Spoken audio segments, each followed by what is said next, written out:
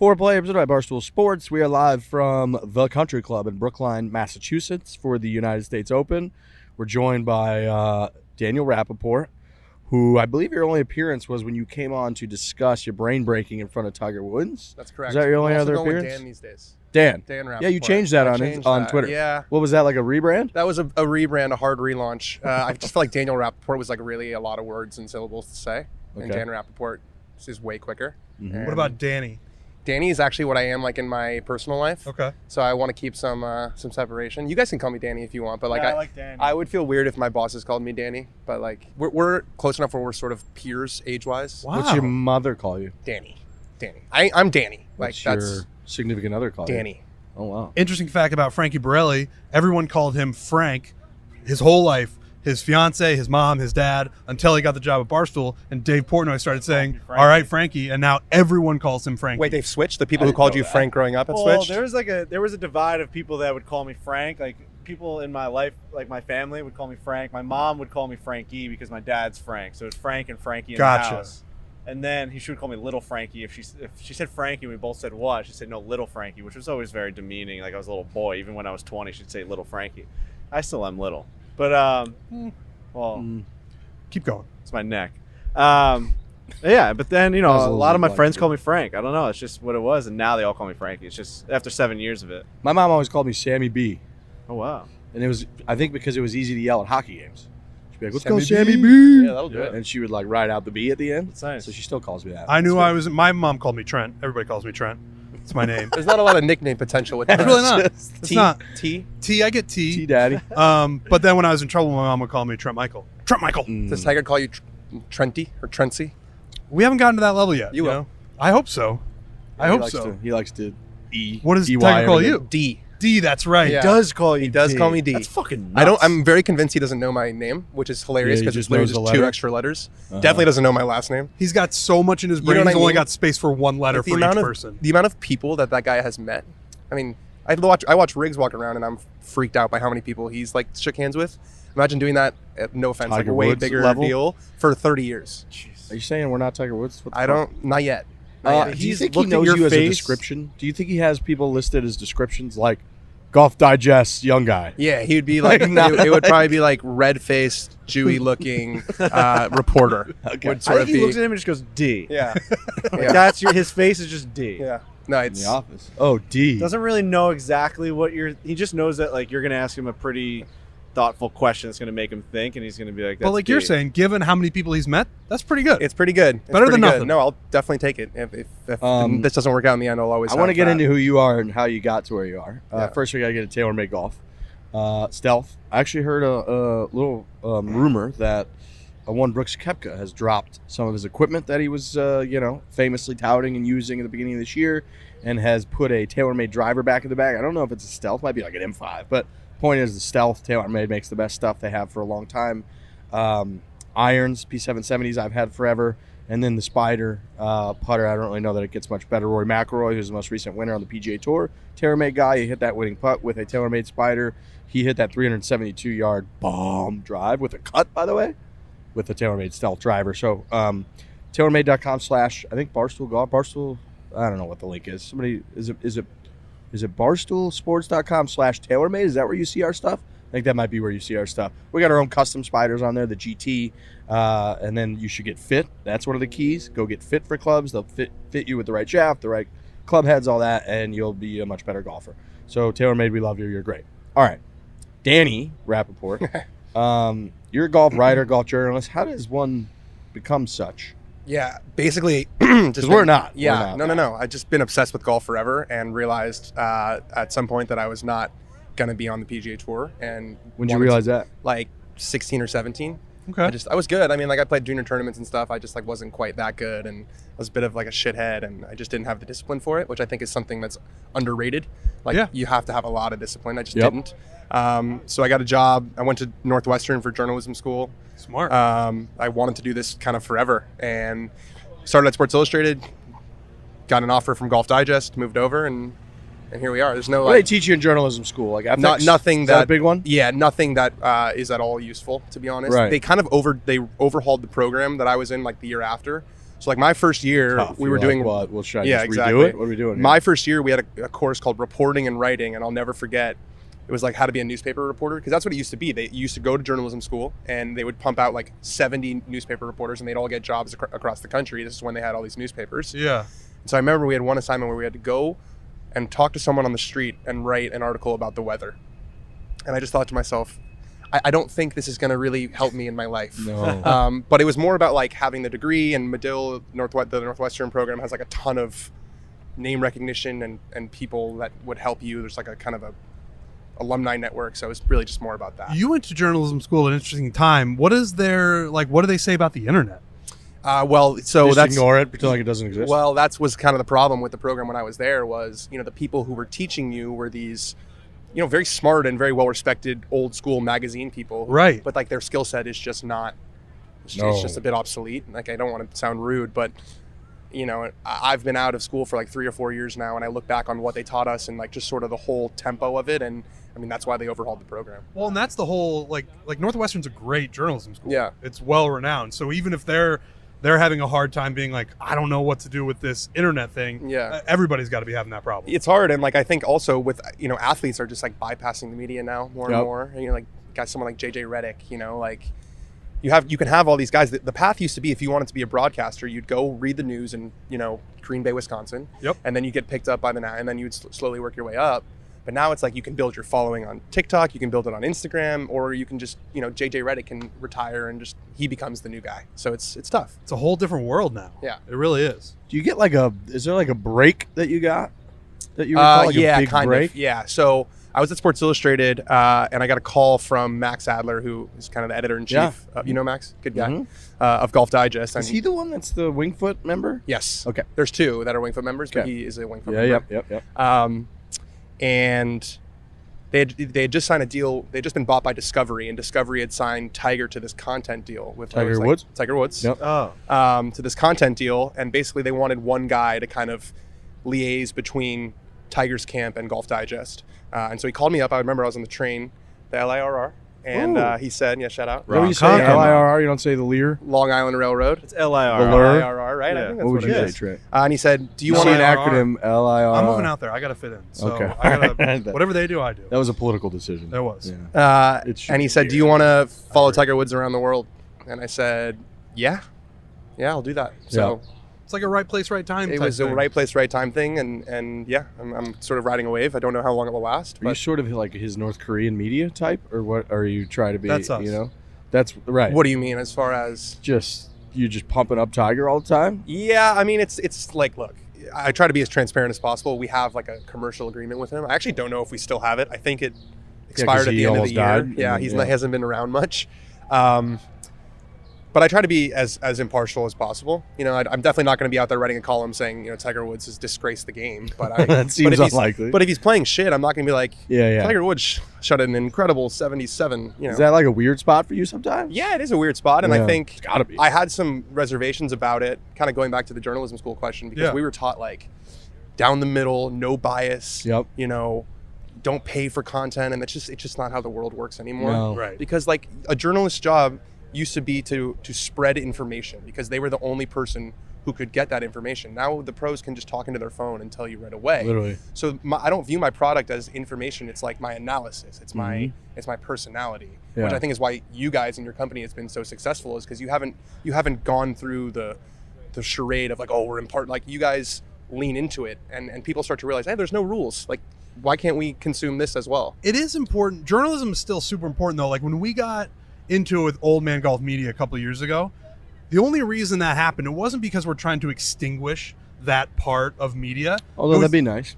I don't know. I mean, they took a shot at us and then we responded. Sorry, those particular representations Those of that ones. part of media. But like Jeff Shackelford. like written Saw him coming out of the journalism bathroom earlier. or like down the middle journalism, like Push you're them talking just ignore about, each is other. still Yeah. super important in golf, in sports, and certainly in the world. 100%. Especially like in things that actually matter. That's right. Like news and look, like I think there's still a way to sort of do both. I don't think there's a reason why you can't report news and break news, and you can't have like an analysis and an angle on things. So Agreed. but also just like on a personal level, like I just don't want to be that guy who's just like down the middle, blah, blah, blah. It's just like it's boring to me. It's not fun. It's not fun. Yeah, that's where I get a little bit annoyed is when the golf journalist crowd, which I agree with you, they are incredibly important, reporting facts so that people then can make their own judgments about what's going on, not with bias, from the actual, fact reporting, whatever, is important. What's annoying is when they treat it like they are covering like the war in Ukraine or something, and you're like, no, it's a golf tournament. I mean, these guys are playing a golf tournament. Well, that's what's made this live stuff interesting. Because it is elevating it, right, in terms of the implications and the backing what and all that. live stuff? To another. I don't know if you asked Brooks Koepka. I heard something about like some Saudis, or and you can't ask people multiple questions, so it's not allowed anymore. No. But yeah, that was what always drive me crazy. It's like journalists would, I don't know if it's to try to add gravitas to what you're writing or covering, but like make it seem like these are incredibly like globally impactful quotes that they're getting, and I'm like, they're talking about a fucking golf tournament. Yeah, I think it's because this is those guys' jobs, and I am okay, and I think you guys are okay with that realization that like, hey, like my job is just like in the grand scheme of life, just like not that important. Not at all. And like I'm fine with that, but I think that's a hard Most realization. people's jobs are unimportant. Right, but that's a hard realization for people to come to, which is like, what I am doing every single day is not going to change the world. Do you know what I mean? No. Yeah. So that's a tough thing to swallow. Yeah, it's a little tricky. Where would you say you, in your own mind, fit in or trying to fit in like the golf media ecosystem? Because Yeah, I'd say we're extreme one way. Yeah. And then not even Jeff Shackelford. Bob Herrig and Doug Ferguson are extreme the other way. Yeah. You got to be in there somewhere. Yeah, in the You middle. are in there somewhere. In the middle, but again, I just try not to think of it that way. I just like, there's no rules. You know what I mean? There's no rules about where you have to be. It's like, oh, you're here, so you can't do this or you can't do that. I'm just like kind of trying to do my own thing and like see what happens. You don't write with a specific tone each time. It's just how you feel each week. Yeah, I just try to be like honest. I think that's what people like. What resonates with people is just being authentic and not being attached to one view and just painting the full picture. And like, right. Yeah, I don't view my role. I don't really think of my career that way. Was there anybody in the space, like when you were in journalism school, or that you looked up to? It doesn't have to be golf or sports or whatever. Yeah. That you looked at them like foreplay. It was Sam Bazoian. No, Sammy B. I I mean, Alan in golf, I would say Alan Shipnuck, just because his stuff is just so fucking good to read. Yeah, it's just I don't know if you guys have read the Phil book. Yep. But it was so quick. I've been busy. Trent, I've been busy. I have that. I got these white pants I'm trying to keep clean. Aside from that, no, I'm getting around to it. It's really, really good. and then really good. Sorry, Mike. And then Bill Simmons is another one. Like, yeah, I think he kind of paved the way for like Barstool and that sort of thing. Like breaking down that fourth wall between fan Portnoy and loves media. Bill Simmons writing. I mean, They've had a rocky relationship as his Barstool has gotten bigger and Simmons has gotten bigger. But Dave's always been a huge fan of his writing. Always. I early on read everything Simmons wrote. Book of Basketball. Now I Can Die in Peace. Yeah. All that page 2, like all that shit. It was like I used to read. On his site they used to do Derek Jeter diaries. Yeah. Do you remember those? Yeah. Where Jeter would log a diary of someone just writing as Derek Jeter, and they were so fucking funny because it was from they probably hated Derek Jeter. It was like a Boston-based writer, and that style of writing to me was so different than I had ever read in sports, where it was like, oh, we could actually like laugh about it, make jokes, and we can make up stories. It doesn't all have to be just like Derek Jeter got a single today. That's what I'm saying. That I think that like Barstool is like just this realization that like there are no rules. There's not a rule really that you cool. have to do this or have to do that. Like everyone was kind of operating in this landscape where, oh, you couldn't do this, you can't break this line, and it's just like the public, who you're supposedly writing for, does not give a shit. No. If you're following a rule or right. not. They don't know that this like mini war is going on. Yeah. Like who cares? Yeah. Doesn't matter. And if you want, like what you want is out there, and that's kind of what's been great. Where when media gets bigger now and everything's different, like we're different than Doug Ferguson or Bob Herrig. But if you want Bob Herrig and Doug Ferguson, that's still available. If you want Foreplay or you want Danny Rapaport, that's all available. It's not like you have to pick just one. Correct. You can read all of it and consume all of it if you want. Yeah. It's spot on. Yeah. You ever been to Myrtle Beach? I have not. I've only been there once with Frankie. Myrtle Beach is a fantastic place. Whose water is this? Mine. You want it? Can I have it? Yeah, of course. Are you sure? I'm really trying to 100% sure. hydrate. I have to. There's a lot of water at Myrtle Beach. I've made a conscious decision to try to be That's healthier, good. and it's happening now. All yours. I wake up and I feel horrible. Trent had a Salt yogurt water. and a banana today. It was stunning. You had a banana? Yeah. I love bananas. Yeah. They probably got them in Myrtle Beach. They've got a lot of bananas in You Myrtle could Beach. look on their website, myrtlebeachgolfweekend.com, see if they have bananas, water. I bet they have both of them. I don't know if it actually says that on the website. We're doing a travel series there later this year. Myrtle Beach, South Carolina is the golf capital of the world, home to more than 70 golf courses, sandy white beaches, local breweries. You seem like a brewery guy there, Danny. I do brewery. You like a good I IPA? like a good IPA. Yeah, you the do. hazier the better. Uh-huh. Well, Indian Pale like Ale. sours. I like it all, baby. I like a good sour beer. Okay, we'll get you a sour beer in Myrtle Beach, South Carolina. Hundreds of restaurant options, pretty much everything you could want to do. Myrtle Beach has it. The Nuts at Golf Trek can help you. These guys have more than 100 years of experience and booked more than 1 million rounds in Myrtle Beach. 100 years of experience? It's a lot of experience. They know what they're doing.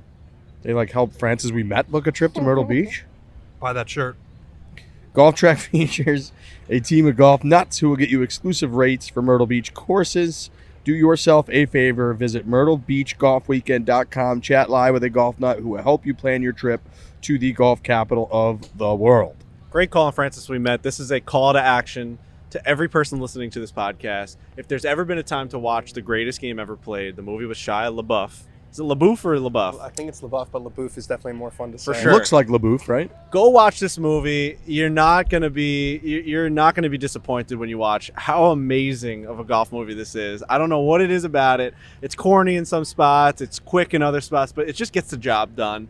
Francis we met, the country club, the whole thing. It's an amazing movie. Watch it this week while you watch the U.S. Open. Golf Channel did an excellent feature on the entire Francis we met thing last night. Maybe they've just been running it throughout the week. The house, right? With the house and the whole deal, and it's definitely a little cheesy, but I think every good story's got to be cheesy to some degree. Sure. And oh boy, I guess I never fully realized how unprecedented that was for American golf at the time. It changed the whole landscape. Right, Because which it was all pros, and all the pros were British, and the British just dominated anyone from the UK just dominated golf, and then ever since then, the US has just destroyed golf. Like, we're just better. this place there's a lot of history. I mean, look, the name of the course is the Country Club. That's, I think, the hardest thing I've heard in a long time. Yeah. Just the Country Club. Everything else is, you need your name. Oh, we're just the Country Dude, Club. that's why we should have just come up with golf podcast. Yeah. The We're gonna golf name podcast. ourselves Podcast just name, the golf. golf. Yeah. Golf. Just the golf podcast. Your brand is just golf. We blew it. Yeah. We just The blew it. golf show. We're the golf show. Simple I like as that. I don't know why you got to get so fucking cute. You got to do puns. Oh, real nice. Yeah, foreplay. Get it? Do you know Twitter came up with our name originally? Did they? Yeah. How? They did. Me and Trent tweeted out, we're doing a golf podcast, so we don't have a name for it, so we're just going to call it the golf podcast. Or a golf podcast. like or Twitter something. users. And Twitter users. I thought like Twitter Inc. I was like, that seems like a weird. Yeah, like there's connection. like their staff came Yeah. up with it. That would have been weird. That would have been really That would have weird. been strange. No, I'm glad that didn't occur. What But would yeah. your other name have been? Well, I can't remember the other ones. Filling holes? It's the sexual puns. We're staying Yeah. with those. You know. I don't remember any of the other ones. Like, I don't either. I don't So even remember long kicking ago. around other ones. I think we saw foreplay and we're like, that's pretty good. There it is. I saw we have a bet on Barstool Sportsbook. It's an amazing bet. 4 under or better is that one. And then we also have the LIV. You only live You only once. live once is the bet on the Barstool Sportsbook. And it's for all the... So it's Phil Mickelson, I need to tweet that out, actually. Oosthuizen, Oosterhuizen, Sergio. Dustin Johnson. Dustin Johnson. They all have to Keimer. make the cut. No. Oh, I think it's one of not them all to the win. live guys. It's just all. It's to win? I think it's one of them to win. To win the U.S. It's Open. plus 2,300. Woo! Can you imagine if that happened, Danny? Can you imagine if one of those guys came here to the country club and won this DJ week? the only one that has a chance in that? I think he is the only one that has a chance in that group. DJ Bryson, Phil Reed to win the U.S. Open. Yeah, I mean, Reed's playing bad. Bryson's still coming back from injury. Representing the LIV Golf Series. Now, they've always wanted to win these majors for sure, but one could argue that this like reignites your love for wanting to come here and win. Like for DJ, who's I think he always just kind of goes through the motions and Yeah. just does DJ stuff. Yeah, You got to think that he shows up here like almost playing the villain role. Where like I want to win this fucking I championship. actually think that his brain just like It is not doesn't- capable of operating that way. Okay. I think for him the decision was as simple as someone's offering me a shit ton of money and I can do less. I'm doing that. Right. I just don't think he's impervious to Okay. narratives. We've obviously discussed the live golf stuff ad nauseum. I'm sure you have too. The what? In your writings and all the hits you've done. Like, what's your general thoughts on the whole thing. If let's just get it out of the way. If you had to give an opinion, like what's your thoughts on the whole thing? Yeah, I mean, I don't. You're in a safe space, by the way. I don't love where the money is coming from, but I think that conversation is like really, there's a lot of entanglements, and there's a little bit of sort of hypocrisy and selective outrage. So if you sort of put the Saudi piece aside, let's pretend that this was Mark Cuban or Elon Musk or whatever that was funding this thing. It would still be a little bit, I don't know if fishy is the right word, because they're just throwing a ton of money and trying to take over a sport. That's really what's happening. And so source the money aside, golf, and maybe we're just naive, but I think one of the reasons we love it is because it's this like kind of collaborative sport where everyone can play it and it's relatable, right? Like you can, he hits a perfect shot, you've hit perfect shots before, and there's this sort of community aspect. And I think when you come in here and make it, all about money, it kind of drives a wedge between the professional game and the rest of the golf world, which exists in other sports, but I think golf was kind of special in that way. And I do think that whether LIV succeeds or not, this is going to fundamentally alter the way that professional golf is structured. Yeah. I mean, that's for sure. I think gone are the days of, 48 events a year. And, right. This and LIV, this was going to happen eventually because there are vulnerabilities in the PGA Tour model. The nonprofit thing, which is great. Like, I'm not trying to say that raising money for charity is not great, but it hinders. You don't want to be anti-charity. I'm the anti-charity guy. Yeah. It hinders how much they can pay their players. It's the 48, 72-hole tournaments every single week is a bit stale. Like, this is going to force the PGA Tour, no matter what happens, to take a long, hard look, and more money is going to go to the stars. That's for sure. I'm a little curious because Billy Horschel made the same point about 47, 48 events, whatever it is, how it's just way too much. And I guess, is their point there that with the point system being FedEx Cup, and in order to be, one of the tour's great ways to try to incentivize these guys and to give them the money that everybody thinks they probably deserve is to like create the FedEx Cup and the PIP program, but that if they're not playing in that many events, they start to lose ground because they only need to play in 15 events, right? Yeah. So my point is, like, if they're bitching about there's too many events, well, you only have to play in 15 of them. You don't have to play in fucking 40 events. You play in 15. Right, which might be what ends up happening is they still keep a lot of these events, but not all of them count for the FedEx Cup. Yeah. Because these guys don't want to be behind when they show up in Hawaii. They want to not play. Rory basically. made that point a They few want to years not ago. play from September to December, Right. and they want to show up and everyone's at zero in not Hawaii. be fucking way behind. And I think that would screw a big part of the PGA Tour, because for like rookies and for guys who aren't in that top level, like, the guys out there, they call it the A Tour and the B Tour.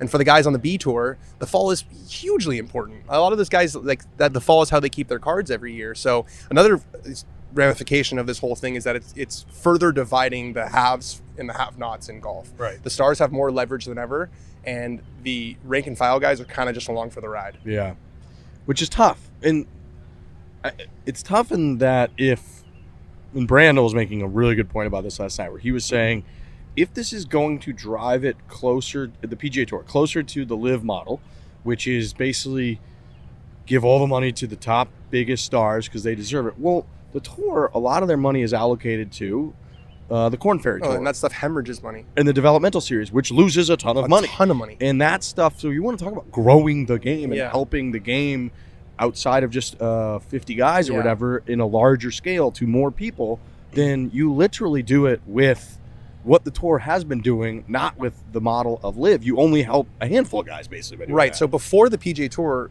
the way it worked was like everyone was kind of a club pro, and there were, a couple 50 guys, whatever it was, and there were these big money tournaments that those guys could play in. And the PGA Tour, what they've done is built this huge ecosystem of professional golf. There's like 500. There's more. There's like 1,000 more plus professional golfers that are in the official World Golf Ranking. This could produce a landscape where there's just way less professional golfers, because guys who are like sort of grinding on the Corn Ferry Tour, all this is up in the air, we don't know. But if the PGA Tour does go that route and diverts more and more money to the stars, the people who get left out are the, Lonto Griffins of the world, or the Matt Neesmiths, who, are great players and they're making a great living right now. But in a purely capitalist world, they're not really bringing a lot of value. You know what I mean? And that's what's tough. And you hear a lot of these guys, especially rank and file guys, are like, we get pushed out, or the European Tour guys, it's because they're just not quite as good as the other guys. Yep. And that's a really tough realization. And the people who are watching the PGA Tour, not us, But the casual ass fan who's watching the PGA Tour, they're just not watching for those guys. No, and that's a tough realization. It's true. Not at all. They're not interested at all. And therefore, that product is not going to be able to generate, Maybe 15 guys that are interesting. Maybe 30, right? And there's like 200 guys who have their card. But the second half of that 15 is like, I'll for sure root for them, but they're not like my guy. Like there's like those 15 to 20 guys where you watch them as if they're your team or your favorite guy that is on tour. And those guys pay for everyone. Pay for everybody. Right? And so I get their mindset of like, well, we're the ones driving everything. We need X. But if they're going to then go to LIV and try to justify it as growing the game, that is not growing the game. That is shrinking the game. Literally, by definition, shrinking it. I mean, the growing the game. It's just like growing their game. It's growing their bank accounts. Yeah, right. That's As it. Bryson said, it's growing the GDP of the game. Yeah. He said the global GDP, which is global gross domestic. It like just didn't make sense. Literally, like syntax wise. Yep. It's an oxymoron. It's an oxymoron. Yeah.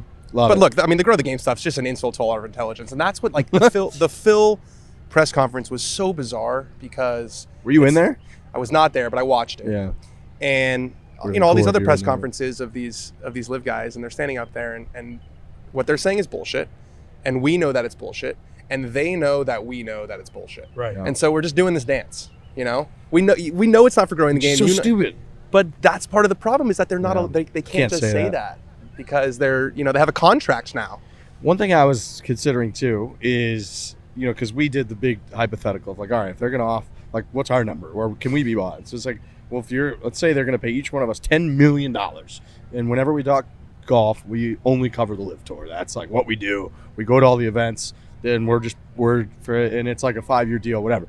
My issue with that is I don't know what that actually entails. Like, does that mean then in 6 months, if Saudi Arabia decides to execute 100 more people, do they then get to tell me, hey, when you're asked about this, you have to say X, Y, and Z? And then if I'm like, no, are they then like, no, we gave you $10 million? Right.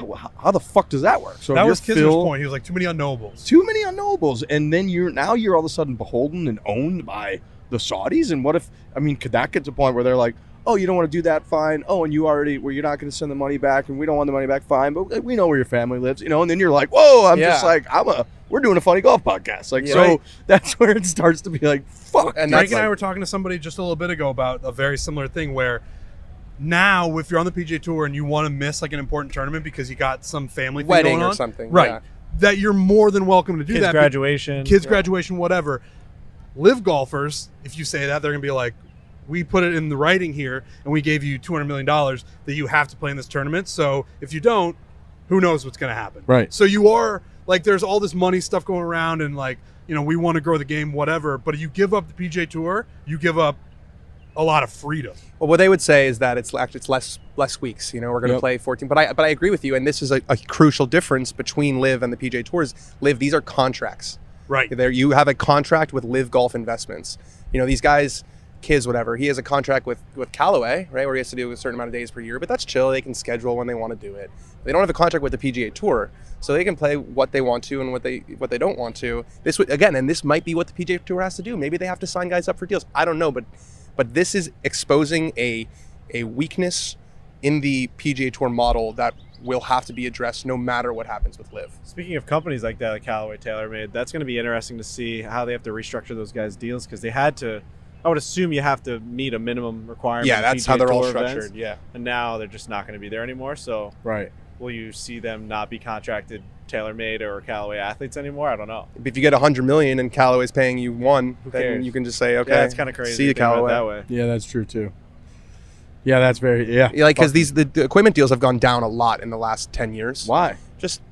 I think market research has shown that like paying a guy whatever like just doesn't move as much product as it used to. Yeah. So there's a couple guys who are getting really, really, really big deals. Yep. Like Rory and DJ. But it used to be that like, you got your PGA Tour card and you got, a couple $100,000 from like, that's just not really the case anymore. Yeah. So the money for them is less. So it's less of a thought process for them. Well, they got to allocate it to the podcasters. I was going to say that. Yeah. We've kind of like elbowed our way up in there. I don't want to like build you guys up too much, but like, no, go gas us up. Their sponsorship with you guys is definitely moving more product than if they sponsored like, the number 58 player in the world. It's just, undoubtedly. It's undoubtedly. Undoubtedly. Again, I think a lot of this is just like... because of the reach alone, not because of personalities or anything. Yeah. Literally just because of numbers based on our social handles. And this is just reaches like... more people. Yeah. Golf is just like getting a really, really healthy unforgiving dose of capitalism right now. Yeah, it is. Shopify. They love capitalism. Oh. Big capitalists. God, they like it because you get entrepreneurs. Shopify gives them the resources once reserved for big business, so upstarts, startups, and established businesses alike can sell everywhere, synchronize online and in-person sales, and effortlessly stay informed. Shopify offers online retailers a suite of services, one of Frankie's favorite phrases, including payments, marketing, shipping, and customer engagement tools. Connect with your customers, drive sales, manage your day-to-day. This is right up Lurch's alley, but he's not here because he's doing all these things, probably using Shopify to grow his business. Shopify instantly lets you accept all major payment methods. That's huge.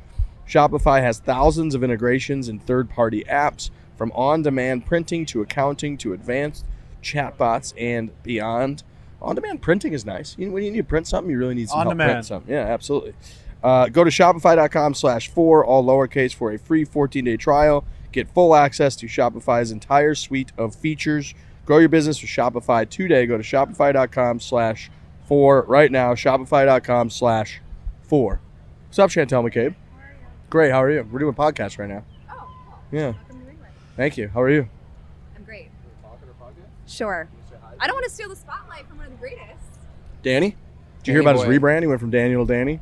No, I went from Daniel to Dan. When did that happen? That happened like beginning of the year, maybe. Okay. Speaking to the mic, Danny. What's the energy behind that? I'm just not really a Daniel, and Daniel Rapaport is just too many It's a little too syllables. sophisticated. Yeah, it's You just gotta, like, it's just not Be me. amongst it with the Honestly, it's because it kind of sounds like Dan Rather, and he was like a badass, and so I kind of want to ride that Wyndham wave. Clark, hottest guy on tour.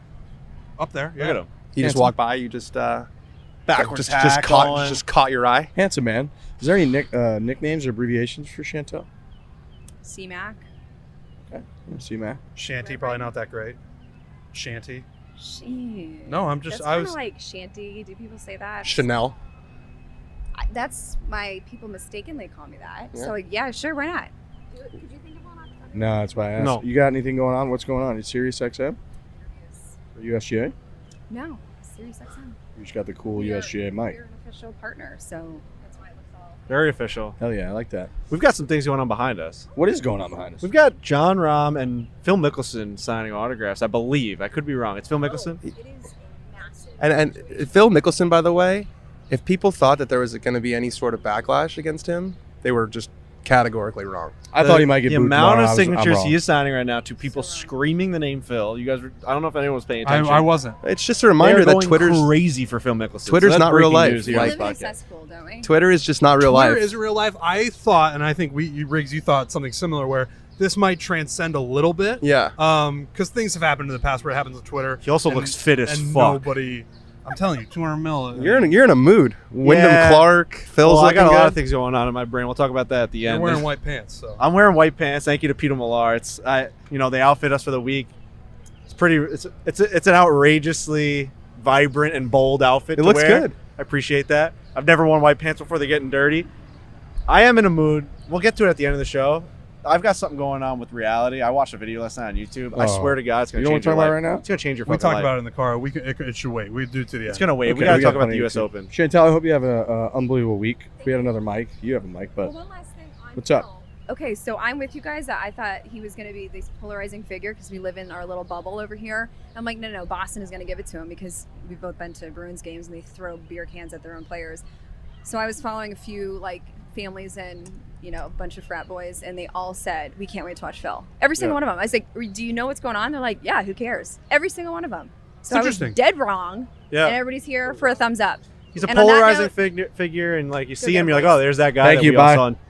Well, that's golf. Like, no Um, one gets booed in golf. People don't root for teams. It's not the same thing. yeah, and the thumbs up, and it's I will say that was our original take. Was like he'll come back, he'll give a thumbs up, he'll be fine.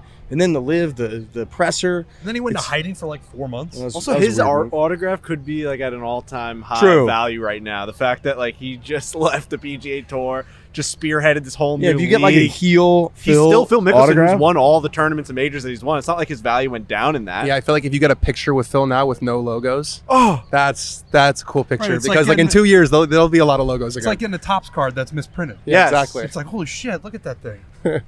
A marker in time. Right. it's So now we're- amazing how many signatures they actually I mean, sign.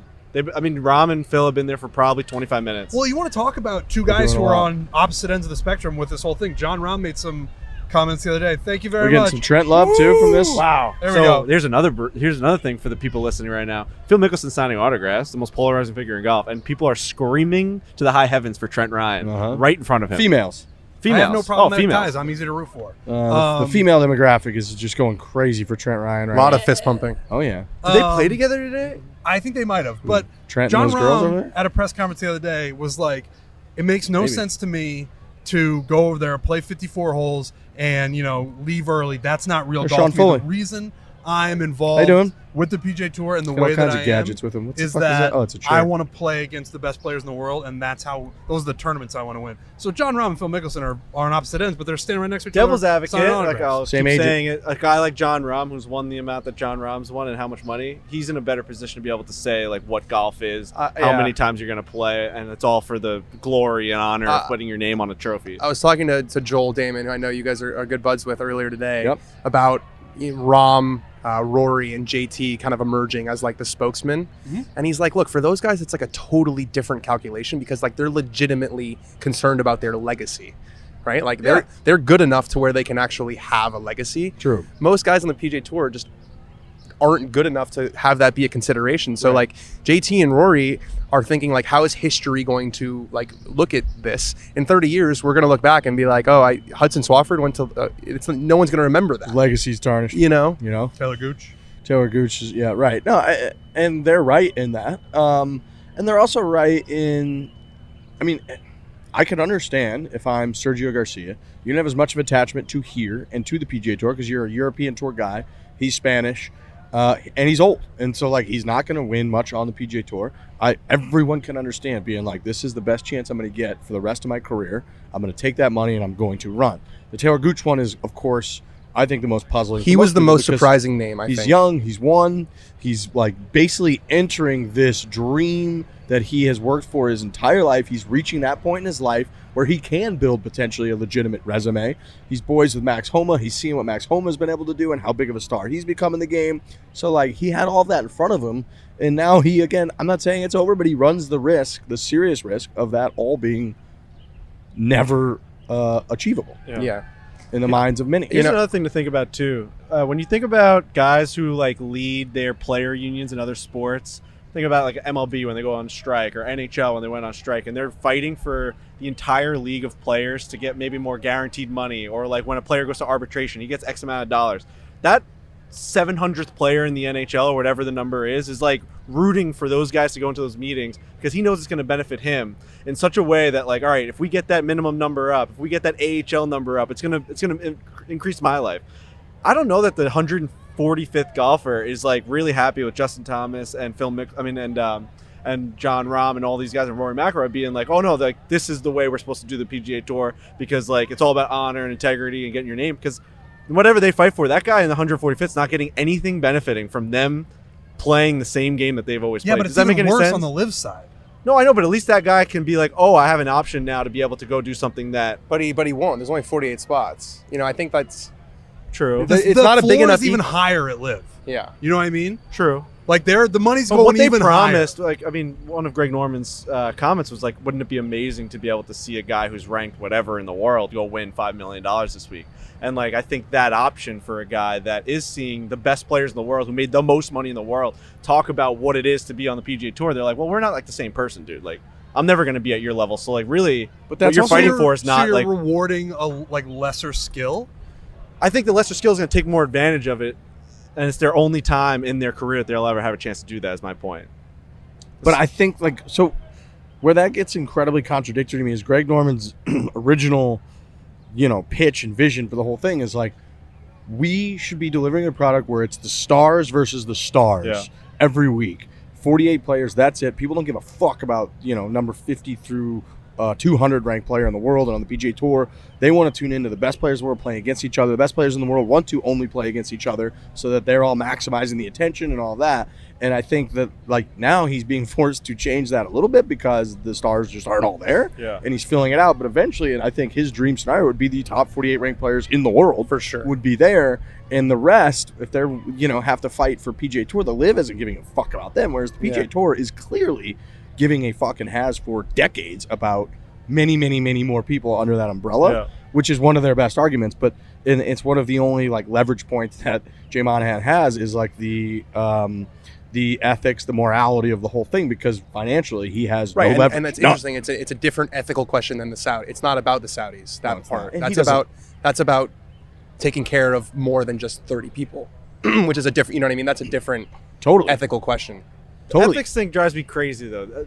The average regular person looks at what Jay Monahan is saying is seeing right through the bullshit. I think where he's talking about The 9/11 stuff. all the 9/11. It's like, dude, didn't they sign like a life-changing deal with China just years ago to be able to do this Asian swing and go to all these tournaments? You send your players there. They literally allowed players to go to Saudi Arabia in February and compete in that tournament just because it was sanctioned. I know it's different, but like now all of a sudden we care about the 9/11 families and all these things that are happening across the world. Like it's crazy. He has no choice but to invoke that stuff because he has no other leverage. Right, but so the I only see leverage right he can through that, invoke is right. And the weird part is that the PGA Tour for a long time is not most people's favorite. A lot of people hate them. Like from people on tour to the media to the fans, like despise a lot of things about the PGA Tour.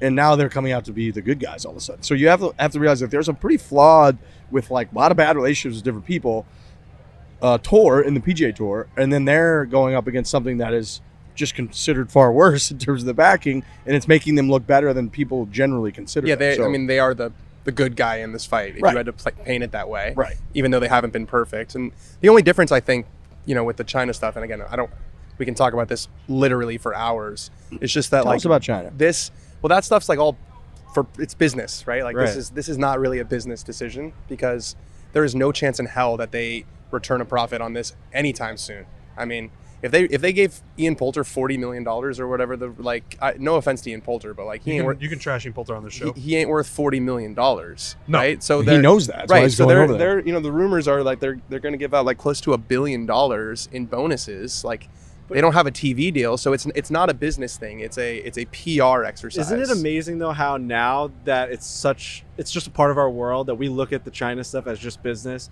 but in the beginning it was essentially just sport washing. They got. I'm not sure. I don't know enough, honestly. They got Olympics, and they brought all of the major sports over there to play in their area of the world, and we've just now accepted to the point where it's like, oh yeah, that's just normal. Like that's just what you do. Oh, there's Dylan DeChair. You guys got the pronunciation right. Of course. Well, he made it very clear on our show. Yeah, sitting in DeChair. That's good. That's what he said. I don't know. I don't know anything about fucking geopolitics and like the way the world works. I'm just saying, like, if I'm looking at things like an idiot watching TV, just fucking clicking the clicker, I'm like, I think all these guys have no morality and they all just want to make the most money possible. Yeah, I had a conversation with a pretty big time player, top 15 in the world, and I said, top 15. Top 15. Okay. Right. That's top 10. Top 10. We'll say dark hair. We'll say top 10. Dark hair. Not Matthew. If that's he's not top 15. Not Fitzy. Shorter guy. No comment. Okay. And I said, what do you think would happen if, and I don't think this will happen, but what do you think would happen if the Masters said, okay, like you guys can't play?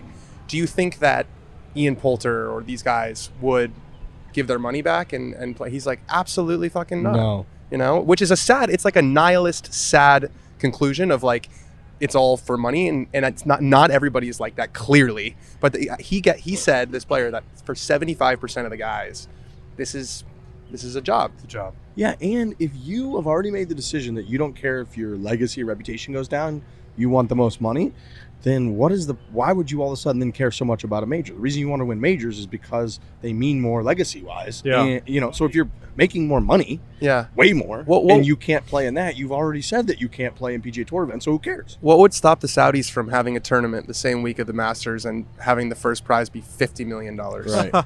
And what would happen if they did that? Wow. Do you know what I mean? Yeah. And that's where we're kind of headed, is like this money, and it's just like heartless I capital. think players would play in that if they were allowed to play in the Masters. But I think Phil Mickelson would play in the LIV $50 million event.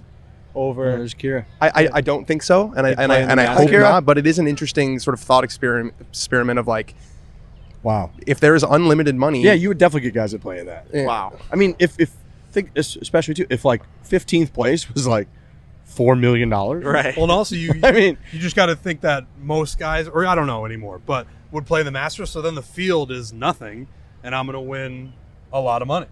they just called it the Swafford just holding up like an orange jacket, being like, "I win." Yeah, Just like they just called it the 50 Saudi million. Masters, and it was Yeah. just like they just put the prize pool was $200 million. I mean, Fuck, dude. That's be the other messed thing up. too. That's what I was saying. My concern was just like we're just getting into it's just like all money. yeah, it money. sucks. Yeah. Kind of Does. sucks. But it's like it's always like that in sports, man. It's like this is baseball kind of the first time it's been with like the this. backing. I'm saying it's always been about money, though. But you've with never these had guys. someone come in and, like you said earlier, Danny, like to just buy a sport. No, and take never. it over. And that's Never. what the difference is between, you see a lot of comparisons about the soccer, right?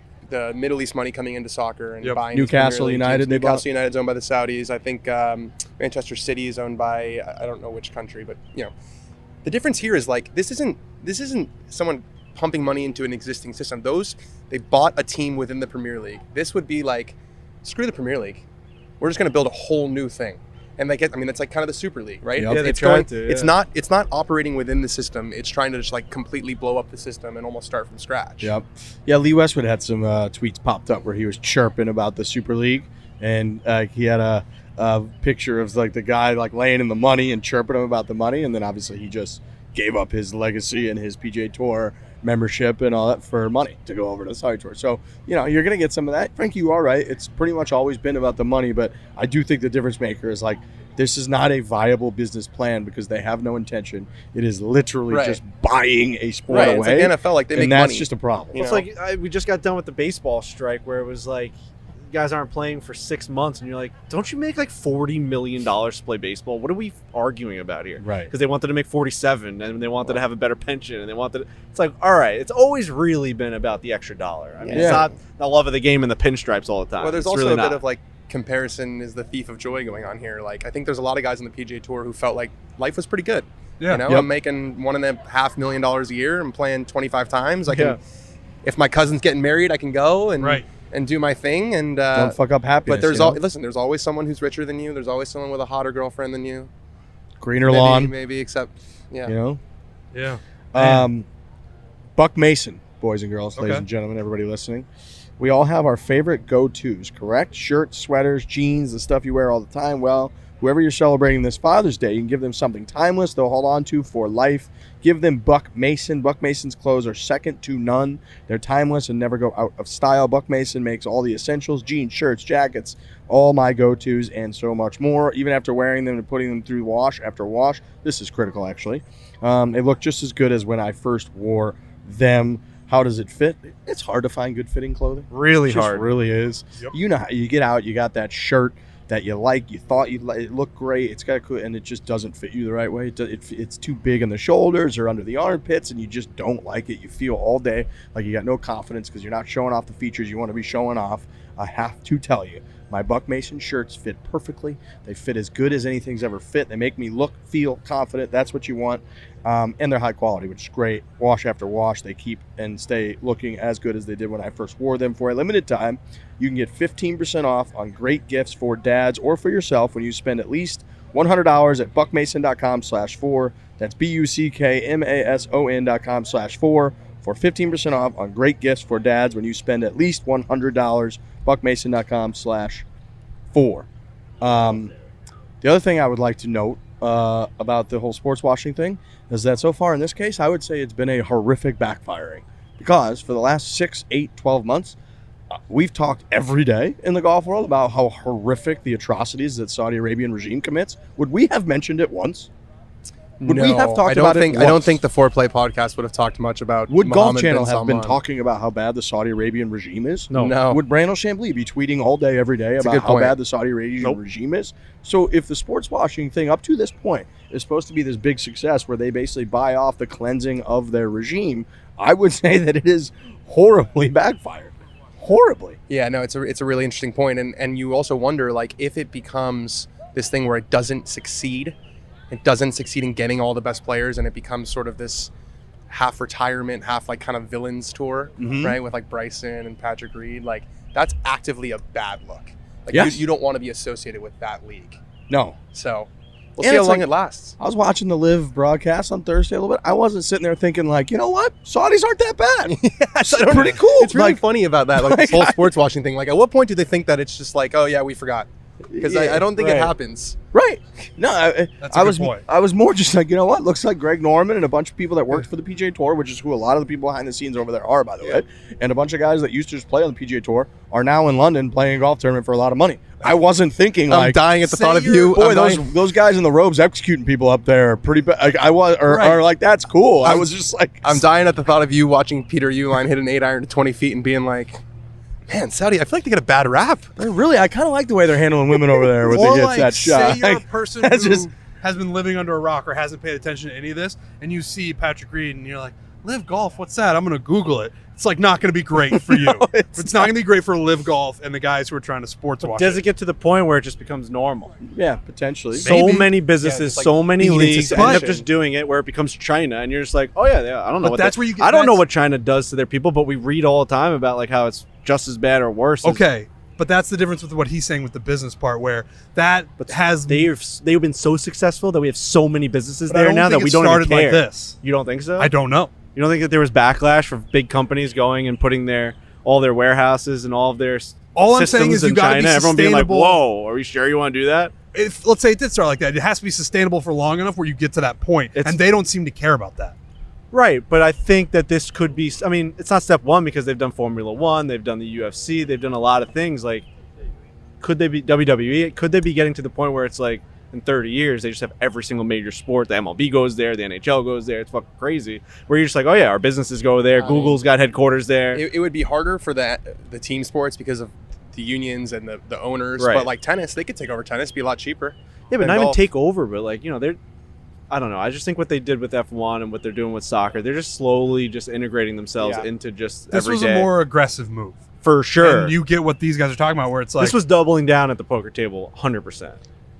And credit to Eamon and Brandel and everyone that has them. You know, we do chirp a lot, like, oh, they hire them now, you know, golf journalists and old school. But the fact that we are saying that the sport washing up to this point, in my opinion, has not worked or been successful is because they have kept it alive. Yeah. Being like, no, these guys are horrific. This is what they're trying to do. And I think that's really important. Now, whether that'll work in the long term, you're right. You might be at a point in 5 years where LIV does have a bunch of sponsors and backing, and it's a legitimate operation, or more legitimate now. We just think it's kind of part of like culture. And yeah, they play the championship. They it's play not great, but a lot of things in life aren't great. They play the Saudi Masters every year, and Hudson Swafford raises people make orange mistakes? jersey. Which player? Greg Norman. Was it Greg? It was Norman who said everyone makes mistakes about Khashoggi. Oh yeah. Which was just Maybe the worst answer that's come out How yet. have you not rehersed that answer? Yeah. a billion 5,000 times in the mirror. Oh, that actually makes my stomach hurt. Do you know what I mean? should. Like, media training exists precisely for that instance. Yeah, the NFL notoriously just has media training. Yeah. Like how I think all the leagues do now. they all do. Oh, for sure. Yeah, but the rookies We go talked to it. to and- someone here. I forgot who, but they were basically like, yeah, he was some agent or something. He's like, yeah, the guys have They have cards. a card They have that they've talking been points. given From in LIV. their contract Yes. Yeah. that says what to say and what not to say. Right. That is my. That's why point you're way hearing back, respect, which was so like- much. The word respect. Right. That's why you're hearing Empathy. grow the That their game. deal was not just. That's hey, why you're hearing. Their deal was yeah. not just here's a ton of money to just go No. play golf somewhere else 8 times a year. Their deal includes a lot more than that. That's Oh, why they and signed you it- to a contract. Right, and if you watch the first event, like all those guys were at that draft party, right? The day before, the LIV guys. That's not a thing on the PGA Tour, but like part of their deal is like we're doing this draft party and you're coming. Right. Right, because one of the That's complaints right. you'll hear is from the PGA Tour side, or guys. There was no RSVP, yes or no. Right. You're coming. It's just you're going to be there.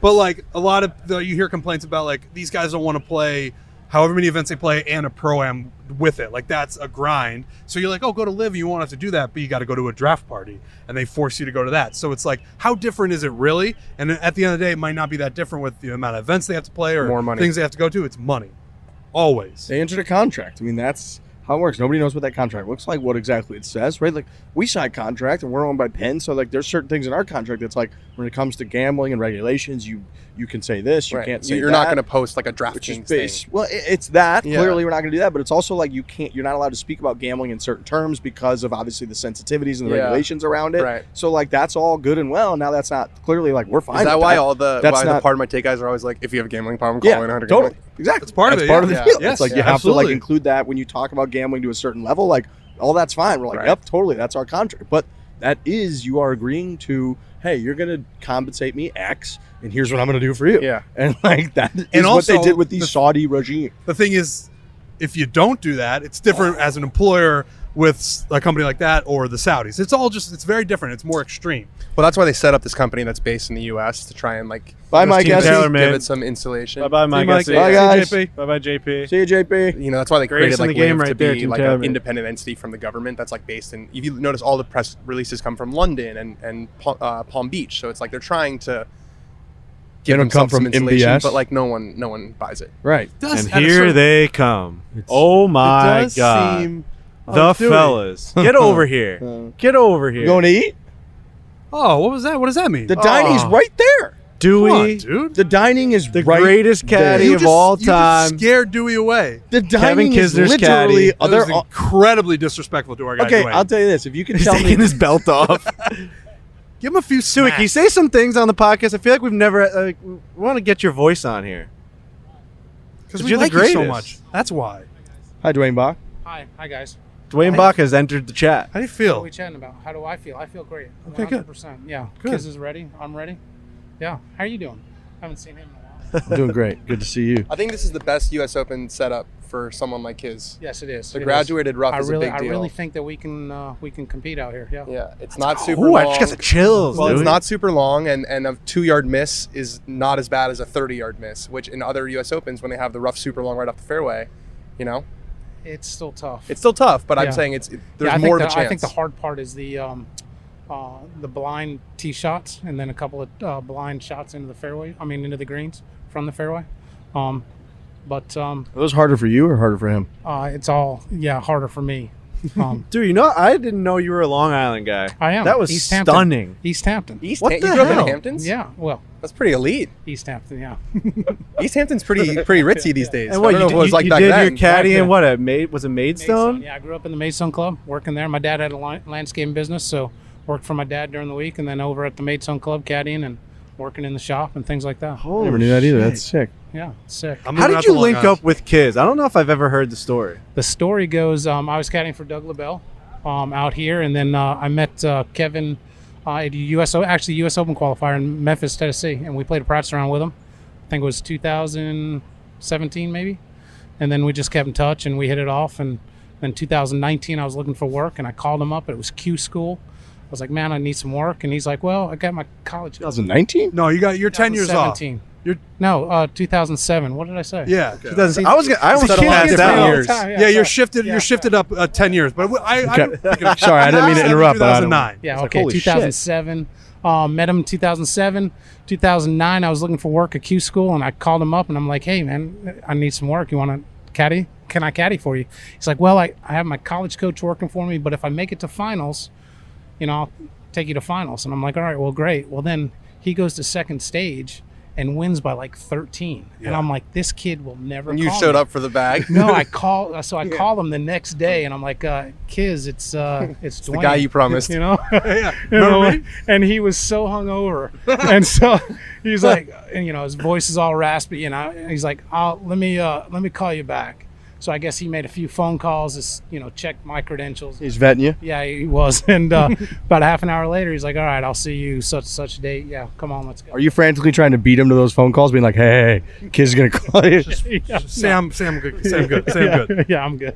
It's funny when they ask these guys about like players and caddies how it's like asking how you met your wife. They're all Yeah. it's a different It is. story. It's like courtship. Oh, we were just walking around and we hit it off right away, or we had this mutual friend. It's Some end How much, divorce. how much was it like when you first met him?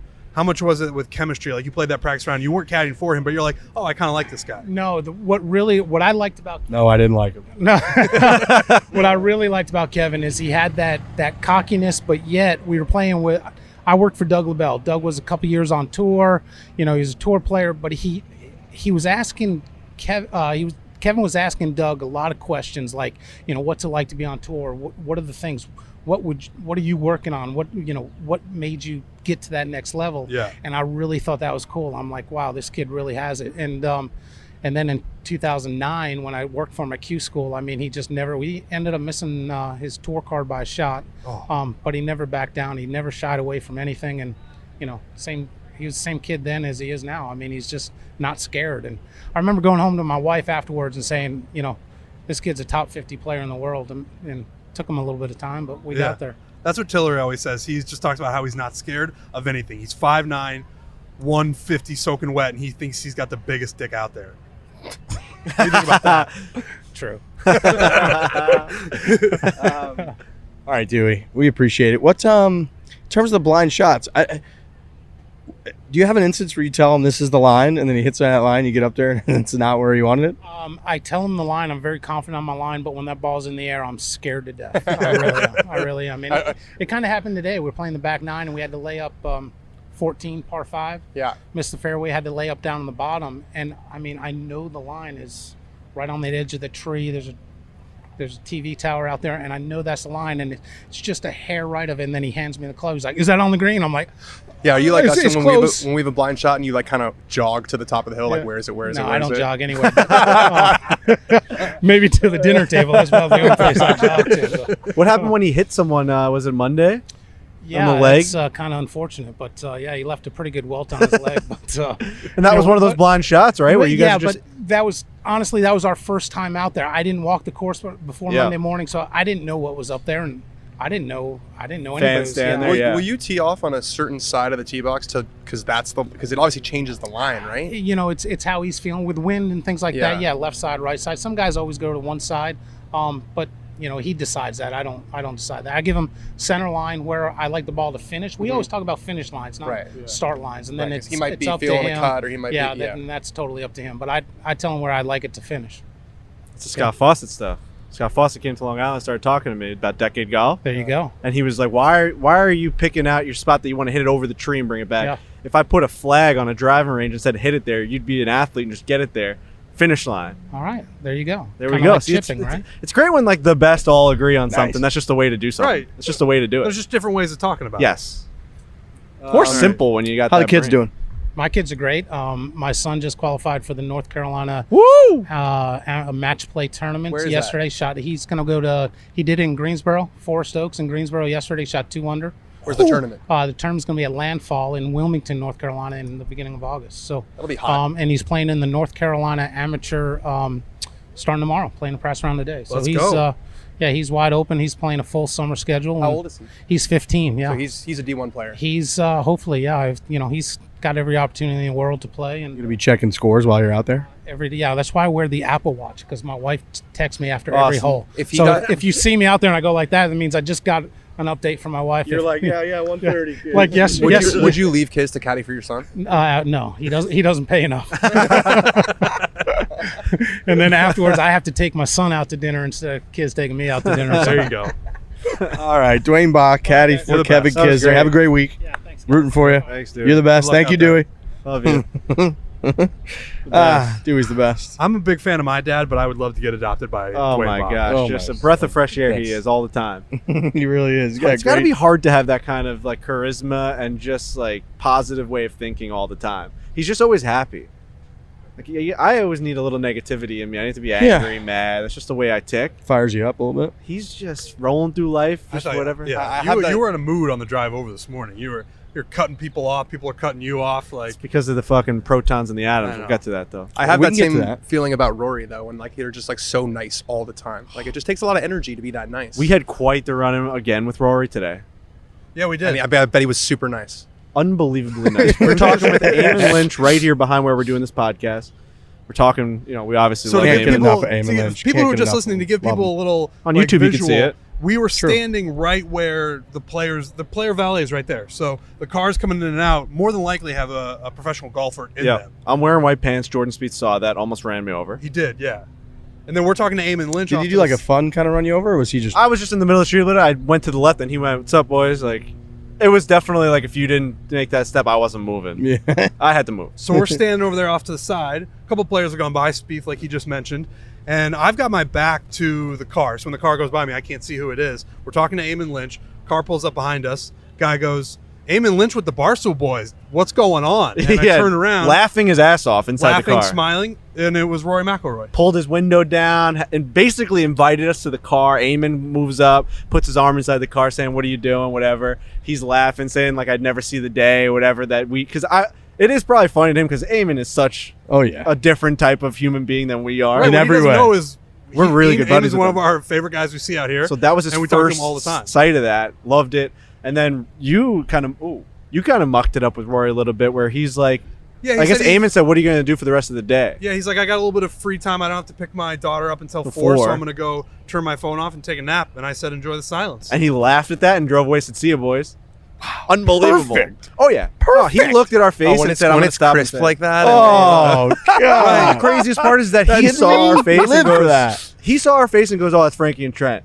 It's a little bit different than like Tiger Woods has no idea. I mean, he knows who Rigsby Boy is. It's his brother. But like that was crazy to me that like he's like, oh, I know those people. Those are people in my life that I know their name now. It's also a great situation where he's got control of the gas pedal, literally, where he can just leave whenever he wants. That is a nice spot for him to be in. Like I'm not able to hold his vehicle if I wanted to. So Rory's one of the few guys who will like ask you about your life and like it's like a genuine question. You know, like a lot of guys out here and a lot of professional athletes and I think famous people in general. They give you the sense that they're kind of doing you a favor by talking to you. Big time. Rory will be like, you know, how's your fiance? How's New York? You know, it's refreshing. It's nice. I always like when guys who don't have to be like that, they could absolutely just brush us off and be like, I don't have to give that guy the time of day. People who actually care, and for Rory, a fucking superstar to be like that is super impressive. We've always danced around, does Rory know we are? Are we ever going to get Rory? We're now at the point now where we did the video with him with TaylorMade. We saw him on the range the other day. We saw him today. And this is as big as Rory's been in a long time. He's the prince of the PGA Tour. He just won the Canadian Open. This is Rory at his biggest right now. He is what we've always talked about times a million right now. And that's when we're getting him. It's crazy. It sounds a little lame, but the PGA Tour and golf in general is very lucky for a guy like Rory. Oh, yeah. Like he knows it too, and he lives up to it. Yeah, and I think he's wanted that his whole life. Yeah, and he's got the talent, he's got the demeanor. I think he's happy to meet the moment. Totally Step up to the plate. It's like a competitive edge when it comes to like that part of life too. Yeah, I bet he wants to be the best at that too. He's showered with adoration from everyone, so it's like he knows when he goes up there and he talks that everyone's going to love it and everyone's going to retweet it. Yeah. And so it's like it's a bit of like a victory lap. Yeah, and I think that's not a bad thing. No, I bet he probably knows like the way he thinks through things, and then he probably knows and believes that the way he thinks through things and looks at the world from morality and ethics and is like the right way. So he's happy to stand up there and deliver his takes on stuff. And he's done this too. Wasn't it with the Olympics where he was like didn't want to play for his home country because all the stuff that was happening, and then he's always taken like 4 years later he like apologized. Was like, you know what, that was like a mistake. Wrong. I should have played. Like I really kind of regret it. You know, and he's always like trying to think through things and what's the best decision for not just him but the people that follow him. He is. I also like that larger than life little guy. Fire in him. Like, the Greg Norman thing on Sunday with the Greg Norman thing when he dropped that. I mean, that was a heat-sinking missile he dropped. How old is Rory McIlroy? 33. He's my age. Okay. May of that was whatever. Two guys just doing the damn thing. Just two guys with very different lives. Missile that he dropped, and he was asked about it in his presser yesterday. He was like, "Yeah, you know, like moment probably got the best of me there. Like, it was a little petty. He called it petty, but like he's fire. He's got he's thrown a club in the fucking water before. He's tomahawked one in the water. Like, so he's got some fire in him while still being this incredibly nice guy. Which again, I think actually allows him to be more beloved because everybody's flawed. It's everybody's relatable, fucked up, right? And it feels real. It does. Yeah. We got to do some from the gallery, which is brought to you by Truly Hard Seltzer. 110 calories. Are we holding you up? How much longer do you think? Whatever you want to do. 20 minutes. Yeah, we're fine. Can you do 20 minutes? I haven't gotten. We have to write something. Yeah, I haven't. How's that work? No one's blowing me up, but. Do you get somebody yell at you? No, write not this. Yet. Not yet. But no, we're good. We're good. Mr. Dan. Okay. Yeah, we're good. Okay. He's working. I'll just write it faster. That's all. You're grinding right now. Are you a home row guy or do you peck?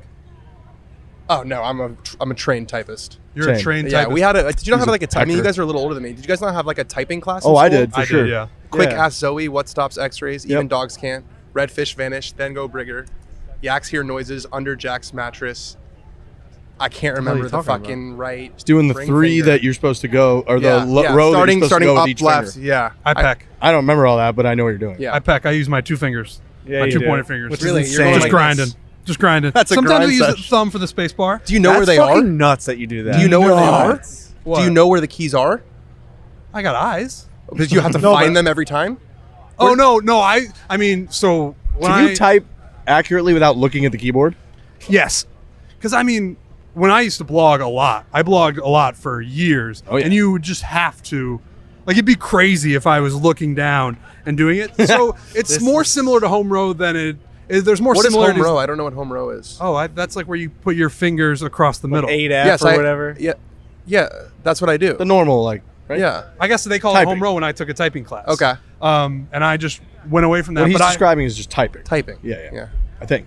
I think I am. Yeah, I'm not sure now, but no, yeah. But then, I mean, I would blog so much that I definitely knew where all the keys were, but I always Started to was pecking. incorporate a little thumb here and there. Hey, I was like, whoa, you can kind of fancy with the thumb there. Well, spacebar's thumb, right? Spacebar is thumb. Okay. Yeah. Got it. God, that's nuts. From the gallery.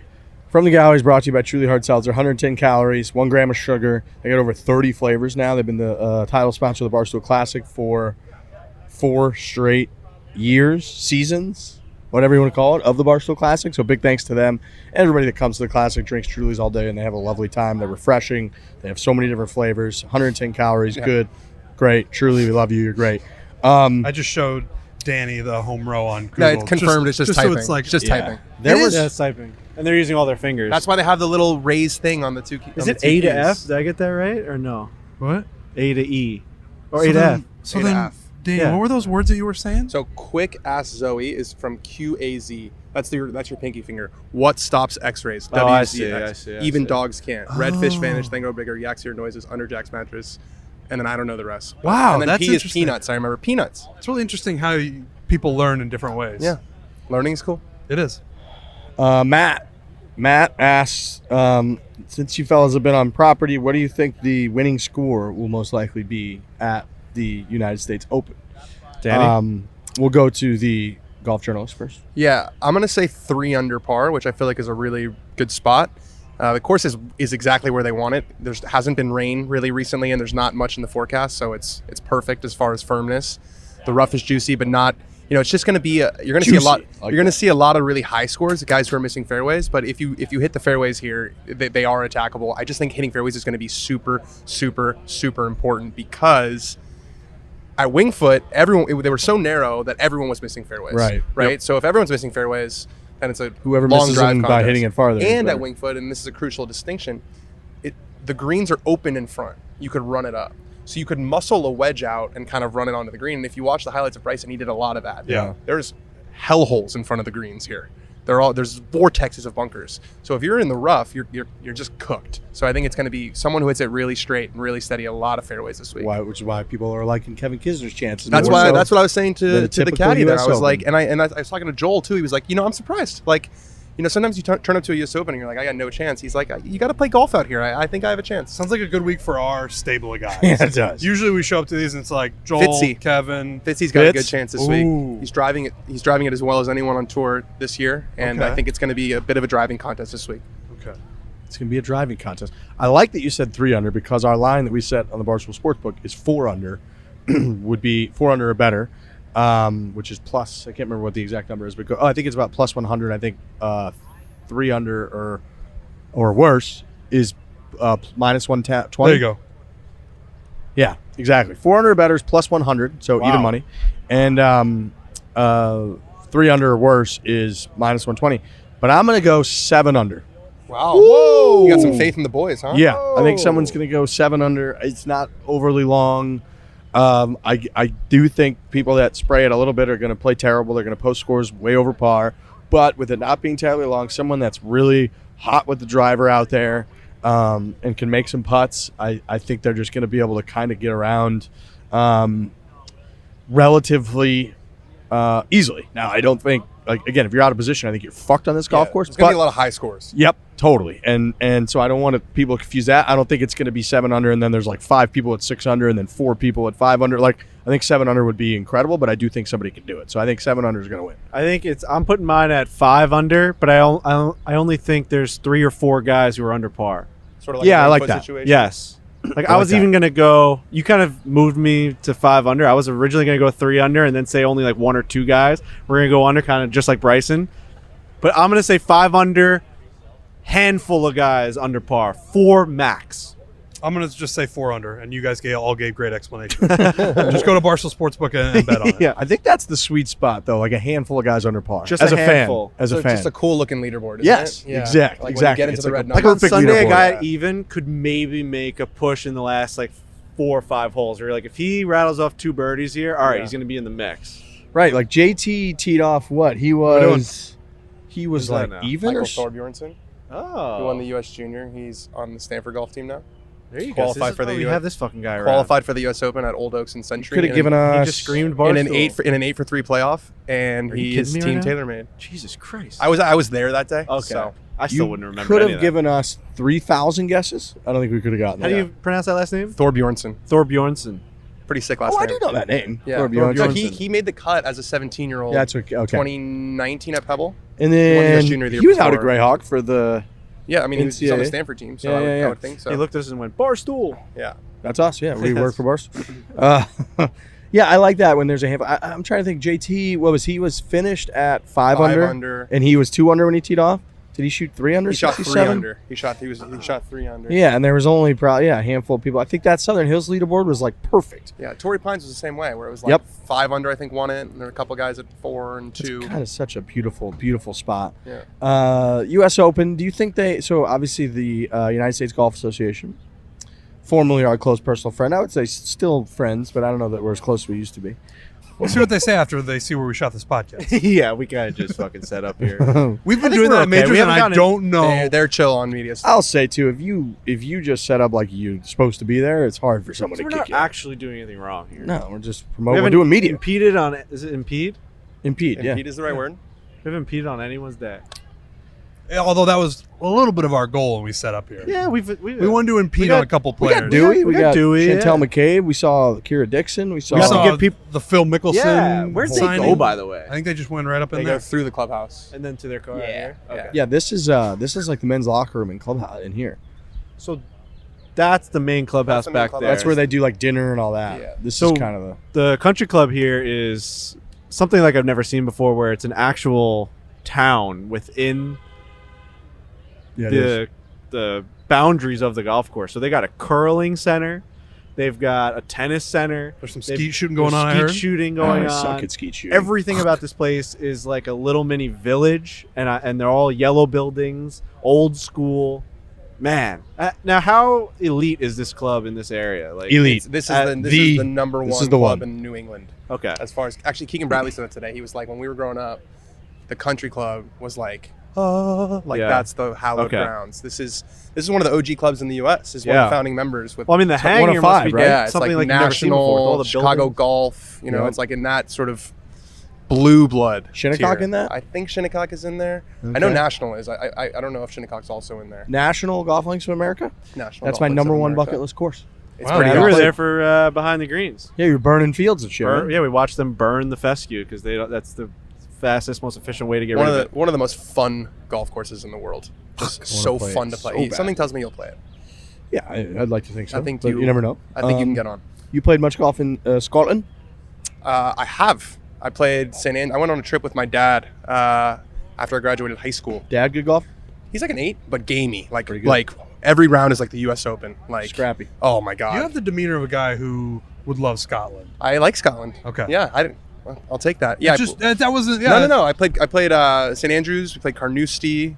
Played Trump. Scotland and Brooklyn. You live in Brooklyn? I live in Brooklyn. Yeah. And we played Kings Barnes, which is sort of like the That's, Scottish Pebble Beach, Yep. which is really cool place. Which is awesome. Yeah. Like 95% of their play is American. Yeah. It's It's like- it's like a newish course Yeah. right on the water. That place is really cool. Yeah, so we're going over there for 10 days with Team TaylorMade. Oh, no shit. Leading up to the Open Where are Not you Championship guys playing wa- St. Andrews. You're not well. It's closed, I would think. because it's closed. Where are We're you playing guys playing? Prestwick? Mm-hmm. Which- That Prestwick is like the OG. Yes, the original Open in like 1860. They were Yeah. having British Opens there. I was talking with Jordan Spaeth's agent, JD. What's his name? Jay Danzy. Jay Danzy yesterday. And he was telling me all about Prestwick, and he's like, the first tee is one of the coolest and craziest first tees in the world because there's a train that rips like 200 miles an hour that is just down the right center of basically where you're trying to hit it. You Four have like left. a 4-iron in your hand, and he's like, it's just all down the right side. It's just a Is train. that picture you sent us? Yes. Yeah, that's crazy. And I was like, dude, I was looking at the flyover, and I wasn't sure how because it's hard to tell a little bit from a grainy photo and all this. And he's like, no, the train basically like runs you over as you're teeing off with a 4-iron in your hand. So we're playing Prestwick. We're playing Dunbarney. We're playing Crail. Crail, I think, is the 7th oldest golf club in the world. Do I have this other list here? We're playing quite a few. We got a good list. Are you playing Carnoustie? Not playing Carnoustie Carnoustie? at this point. We are learning how to bagpipe, I think, and possibly even herd some sheep. I wanted to get Is involved. that in what the culture. sheep thing in the beginning was about? Yes. Full circle. Yeah. I wanted to, yeah. Ah, We were talking to someone important here on the golf course Yep. and making connections and doing the whole thing.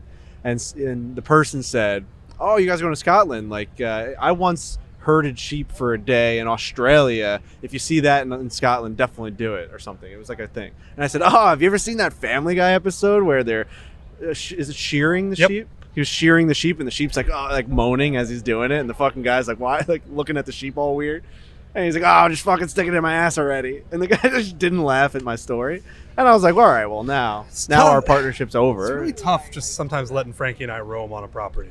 Because you don't know who you're going to run We into. had a live show at the Wilburn. The first thing we talked about was like jerking off. Yeah. Crazy town. Tom Pashley texted us. He was Yeah, he's like, we were there with our crew, and it was a little bit of a dicey start. But I What think an it ended honor up to being a be great show. involved in Frankie's jerk off story. I named him. I said, Tom Pashley's here. Right there. Flip the lights on. There's From that right there. Pinehurst, North Carolina, Tom Pashley. He President. usually loved this Yeah. stuff, right, Tom? You're just like, whoa, He's dude, like, Jesus we're Christ. we are leaving. All right. Oof. Old Musselburgh, And Dundonald. Dundonald, Some very Scottish names. Yeah. super Scottish name. Scottish. Dundonald. That's what we're trying to do. So yeah, we're gonna be there at Team TaylorMade. I think we're playing 6 or 7 rounds of golf. We'll be there for like 10 days. It's gonna be fantastic. That sounds awesome. Fantastic. Have you played here? Did you play here on Media Day? No, I have played here. I was lucky enough to play here with my dad. My dad's like a golf sicko. Good. He like has the lists up of the top hundreds, and he's Wow. like checking Trying them to knock up. 'em off. And yeah, he's. How many has he gotten? I know at one point he had all 50 of the top 50 in the U.S. Awesome. So moly. I've been lucky to sort of tap into that. It was a long time ago. It's kind of bad though because not bad, but I don't want to sound spoiled. But like I played all these courses when I was like 12 or 13, and I was a hothead. And so like if I was playing shitty, I like don't even remember. Do you know what I mean? Yeah, definitely. So Totally. yeah, I don't remember half the shit I've done my whole life. CRS disease. I That stands for can't remember shit. 100%. Yeah. Oh, he's I would've- got that big time. He's got Yeah. CRS. Oh, yeah. Can't remember anything. At some point, it'll be like actually dementia. Yeah, but we'll until, drop you off at the until hospital then. at some point. I have That's to funny. give It's funny now. Yeah. my boy Killian from Ireland, his 3 friends, a Murphy? shout out because they came to the live show. I meant to shout them out at the live show and I forgot. Fuck. So Shane Fleming, Sean O'Neill, and Prakash Madhavan, who I think is actually, I don't know, he's originally from Ireland, but I got the whole That's an awesome, detail. Those are great names. Meant to shout those guys out and forgot. So thank you to come for the live show. Hope they enjoyed it. Thanks to They were- anybody who came, too. Thanks. Yeah, that it was was fun. great. It was a great time. It was I our hope first it. one. You know, I don't know how many we're gonna actually put on the podcast feed. I think next time we're definitely gonna do more of them. Next time, I think we'll just turn the mics off of recording so we can get a little wild. Because I didn't agree like with the that. fact that we had to record it, and I think a live performance should be a little bit different than something that plays in your car. I'm with it. I'm with it. Well, yeah, we're gonna teeter with it. There's Scotty Scheffler, who's dialed in again as always. Major week, looking So, tan as I fuck. saw you This guys. is- this you is- guys this saw is his what we're aunt and trying to uncle, impede. right? Again They- on Monday. I did not see them. I They saw them. messaged me that I they saw were them coming. yesterday. And they said they came to the show. No, they didn't come to the show. But Oh, I'm she saying said that you she- just saw them in general. No, up I here? have not seen them. Okay. She So messaged I- me and she's like, "We're coming to the show." I was like, "Holy shit!" They told me yesterday, so I saw them. We of course saw them before the Ryder Cup, Yep. and they were in the video, and they were all. I was chatting with his uncle, and he was dying laughing, being like, "All my friends know me now as like Scotty Scheffler's uncle that was in the Yeah. video." Well, then he goes on. Obviously, they win the Ryder Cup, and he defeated John Rahm, who was #1 ranked player in the world at the time. And then we see Meredith, his wife, Yep. and their family at the Masters. He goes on and wins the Masters tournament. And so I was chatting with his aunt and uncle on Tuesday, and they were like, Lori, and they were like, "We see you guys, and Scotty always seems to do well. So we need to see you guys more often. We're going to come to the show, couldn't make it. So if you believe in such things, you might want to toss a little coin on Scotty Scheffler this week because A, he's the best player in the world, and B, we saw his family again this week, and it seems to work out well. Yeah, he looks whenever we do. fantastic. He does look good. Shirt He wears untucked? that outfit a lot. Yeah, the blue with the pants. Yeah, a lot. He's pointing at you guys. He Blue sees on you guys. Oh Does boy. Yeah. He's probably like, I'm not going over He's there. laughing. Quick head nod. Yeah, quick head nod. We'll take that. He's like, if I walk by those guys, they're gonna fucking stick a Oh, mic in he my That's- knows. That right there, that's why we try to impede. We were just 100%. hoping that you never know. 100%. That would have been cool. I gave him a fist bump the other day. I got to talk to you guys about fucking protons and neutrons and electrons. Last thing I want to say before that. Okay. The Alan Shipnuck tweet and text with Greg Norman. Oh, man. Oh my God. We never got to address that at the live show. That's but right. Alan Shipnuck gets booted from the Phil presser, I believe, at the LIV event. Text Greg Norman, be like, hey, I don't know if you know, but your goons just kicked me out of the Phil press Necklace. conference. He said necklace goons. Your necklace goons kicked me out of the press conference. Blah, blah, blah, blah. Give me a call That's when why, you get a second. that's why his book, you got to read it. Give me a call when you get the chance. Greg Norman texted back and essentially said, I was not aware. Thank you for letting me know. And then Shipnuck gets a video from someone who had the thing where Greg Norman is just right behind him with a cartoon character facial expression. 5 feet away. 5 feet away, watching the entire thing occur. Shipnuck just responds with a screenshot of that and goes, well, that's funny because... And then that turned into an enormous meme on golf Twitter throughout the entire weekend. Had to bring that up. That's right up our alley. One of the funnier things I've ever seen in my entire life. And boy, is that just from a PR standpoint, not what they needed over there. But I loved every second of it. And it is part of, for our job, why LIV, despite everything we've said, you got to be happy that it exists because it's just driving a lot of things to talk about. Yeah, it's fucking news right now. Was Shipnuck here, and did he get a chance to ask any questions? Yes. Yeah, he asked Phil Yes, he is here. He asked Phil, what have you learned? And Phil kind of said more about, like, it's just been more, like, what have you learned in your time away? And Okay, yeah, I Phil saw said that it one. was more about spending time with, my family and realizing what's important. Yeah, that picture of Greg Norman, it's going to make me laugh forever. Forever, dude. One of the funniest things are the context He's like, of I it. didn't hear about it. Didn't hear about it. Thanks for letting me know. And he's just back there looking as meme worthy as possible. It'd be like if someone kicked you out right now and I was just like, Yeah. I don't know what happened. Did you hear Trent. about this shit, really, Riggs? You're like, no. really Also, sorry, man. I mean, from Norman's perspective, like, surely he saw people, like, filming it with their phones. Did he really think he was going to escape from that one unscathed? 67 too. Maybe he just he doesn't get it, right? You got a commissioner. It's I just, kind of wondered how Shipnuck didn't see it. I mean, he was like breathing down his neck Yeah. pretty much. yeah, that's true. Greg Norman, what an interesting guy at this point in time. Very. All right, Frankie Brelli, I want you to tell me about Adam. Is that what we're going to talk about? I think I might tap out on this Okay, one. fair. I got some work to do. That I is- I think a lot of do, I people on do the want to podcast hear are about the Basically, Adams. it's You can Yeah, listen. give me the elevator pitch. does You're gonna consciousness create reality? Is really the theory. Ponder And that. what's the answer? We're probably going to talk about it. Yeah, I'm gonna get to that. Okay. I'll have to listen to find Okay. out. All right, How Danny many people you think Rapaport. Danny- Thank you. Thank Golf you. Digest. You're Go doing check the him same thing where out. they just don't wanna listen to Dan_Rapaport. Daniel_Rapaport, but brand change. So if that Dan_Rapaport opens up, I bet he's going to take it. Go check him out on Twitter. Put his hat on and walked away. That's all. Yeah, he's out of here. He's had enough Yeah. of us, so I don't blame him. All right, Well, so this has just been, it's been something that I've been watching a lot of videos on. Someone messaged it to me on Twitter and said, I don't know if you've seen this. This guy, Jackson Crane. Not sure if you know about this already, but I feel like you have to watch this if you haven't. okay. So I watched it. It's a video on YouTube basically saying, does consciousness create reality? Double slit experiment may show the answer. So I'm going to try and explain this as best as I can. Essentially, we have all these particles in the world. Particles make up everything, right? Atoms, Yep. protons, neutrons, the whole Okay. thing. That is why we are what we are, why the Earth is what it is, why space is what it is, why all the stars are what it is. Okay. There is a way that they can shoot these particles during this experiment, and it's called the slit experiment, where you take particles and you shoot it out at this photo imaging screen. Essentially, it's a screen that can track where the particles are being shot onto. Okay.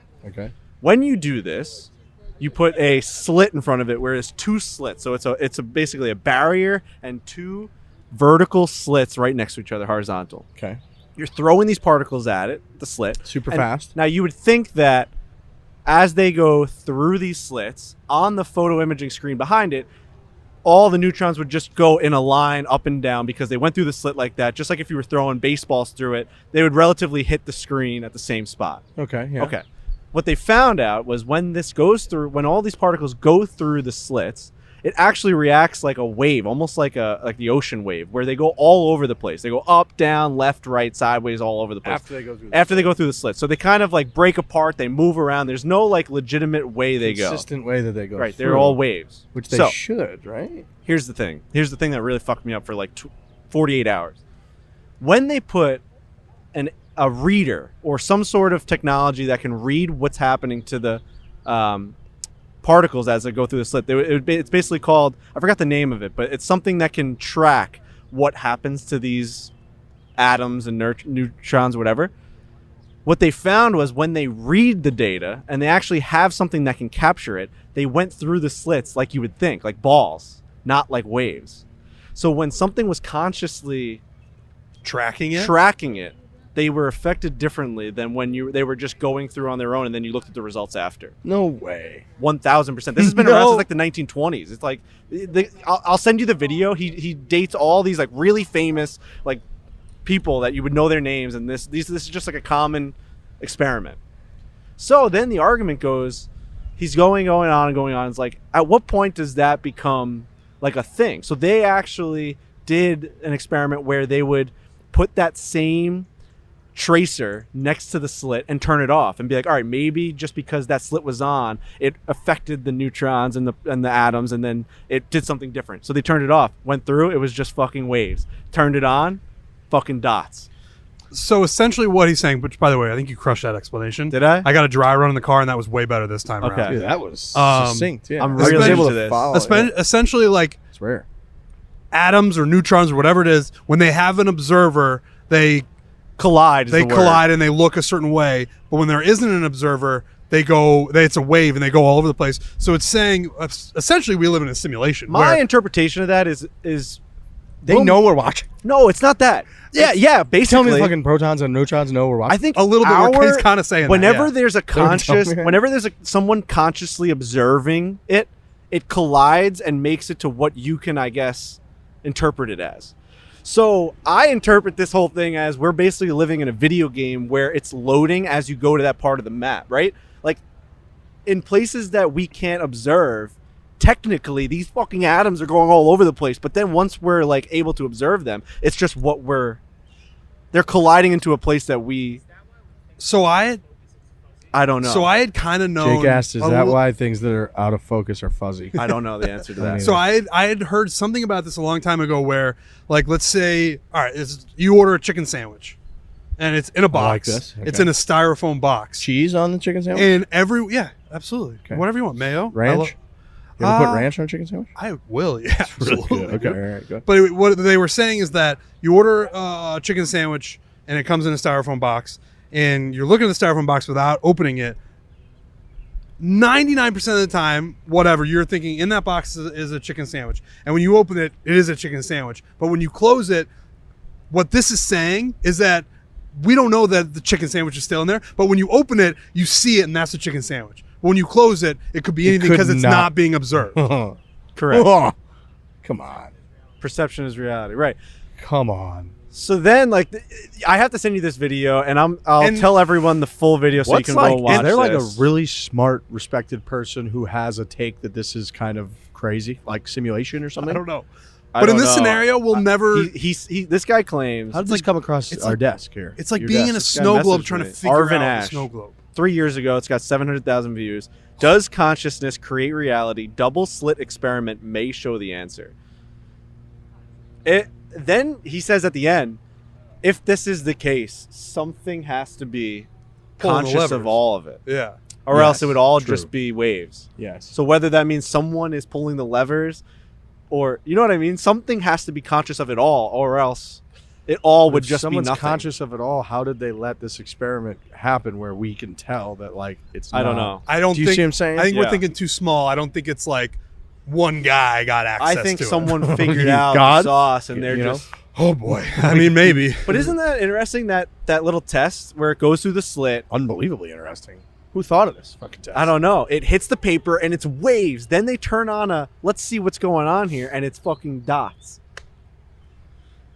And there's fucking- no other explanation of like when they turn the thing on that the like electromagnetic stuff throughout the room changes the Right. current. I don't know. You know, This is now because now we all just get to research this. Right. Boy, That's am the I best part saying about some this. shit I don't know about. And I'm just showing you just a Whoa. little representation of Okay. it. This is what. These are the slits. So these are the slits.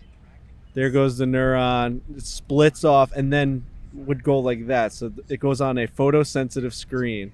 This guy looks really. Who's this guy? He's just the guy that explains it. Okay, I'll send you the video. It's hard to show you right I now. want to watch it. Wow. Woo-wee. I'll be honest. I think that was one of our more succinct, off the rails conversations. Yeah. I have no choice but to agree with that. Yeah, that's if that stuff is true. And I would hope that this guy who was speaking very intelligently and calmly and simply, that these are just. I'm trying to break 90. We're getting close. People are screaming breaking A 90. couple fans over there just asked if Trent's breaking 90s, getting close. I always wonder. So everyone's been screaming that at you. Yeah. Have you broken 90 yet? And like they know so much about the series that they know you're on breaking 90. They know that you're attempting it. Wouldn't they then know that you have yet to break 90? I think they also know that there's a bit of a lag time when we post rounds. Okay, good. And it's just like it's It's a You thing need to something. say. You want to yell something. yeah. It's There's very. been a lot of people that have been saying like, "Have you broken 90 yet?" Like I'm watching all the episodes. It's like, well, he hasn't broken 90 yet. I also think it's just something to say. That'd be like if you went up to like Alex Cole and you're like, "Did you win the cup yet?" And he'd Yeah, be like, he's "Well, like we're Like, not. You We would haven't. see when I won the cup. We're like the game's on tonight." Yeah. yeah, it's very deja vu. Like now that I've been doing this series for 2 years, like I have a lot of deja vu. When we were at Kiowa and then we were at Torrey, I was getting a lot of "you broken 100 yet? You broken 100 yet?" So it's very It's good that they know there's a difference. right. There is. Have you it's gotten just- any of you broken 100s yet? And it's Anybody I've say gotten that to you, one Chad? or Yes. two. And then Daniel Berger actually reacted to it. Right. Someone screamed, "Try to break 100," and then Daniel Berger stopped his swing, stepped off the ball, and said, "What was that about?" And I had to be like, I do this. You're a professional golfer, but I do this series that a good amount of people watch, where they watch me try to achieve these barriers. And he's like, "And you do it like all legit, like ball and hole." Like he was actually like really like He wondering. was asking me about my handicap. He was asking me a lot of things. He's like, "So you say you're like a 16, 17?" And Trent's like, "Yeah, bad." He goes, "All right," and then he went back and hit a shot. It was Thank crazy. you to everyone who's been watching those. They've The been a lot of ball fun in so hole far. thing too is underrated. I was talking about it with somebody the other day because they're like, "You're telling me Trent?" Because they just weren't that plugged in. They're like, "You're telling me Trent, who they knew who you were?" And they're like, "He's been doing a show. He's never broken 90." And I was like, "Well, when he does the videos, like, it's ball and hole in every hole." And they're like, "Well, yeah, we don't do like crazy gimmies and stuff." And I was like, "Yeah, okay, but like if you're doing a match, you don't give a gimme necessarily to your partner who has a putt to tie the hole. But like if you're making double and you got 9 feet for You just double, scoop it. you don't scoop it occasionally." And they're like, "Oh yeah, we do that a lot." I'm like, "Right, that could be a 3-putt from there for somebody or whatever." So it's like ball in hole is different. Now I'm not saying it changes you around every time, but like over time, it's just different when the It's also ball's got to hitting go in the 3 hole. off the tee. Bye, says- Kevin. Hey, Kevin. Bye, Good luck, Kevin. Kevin. Good luck Hi, tomorrow. Kevin. There goes That was Kevin actually an says- interesting, He's like, hitting 3 off the tee. He's hitting balls out of bounds. He's doing it legit. Right. How many guys will be like, "Oh, I'm just gonna drop up there and hit 3 out." It's that was like- an interesting thing that emerged during Breaking 100, where like hypocrisy is the wrong word, but there's like this: people aren't like their score isn't their score, and we're doing it. My score is my score. Xander's got a little junk in his trunk. Look at that thing moving. Yeah, he does. Look at A that. nice caboose. Oh He yeah. took a picture a couple weeks ago next to Peyton Manning, and it made me realize how big Peyton Manning is. Yeah. Well, he's kind of tiny. But Peyton Manning is, you think of him, he's just like a quarterback, but he's actually a big dude. Frankie, you're going no hat right now. It almost looks like you're showing off a haircut from Sport Clips. I went to Sport Clips. Okay. They are the leading. What'd you call them? People?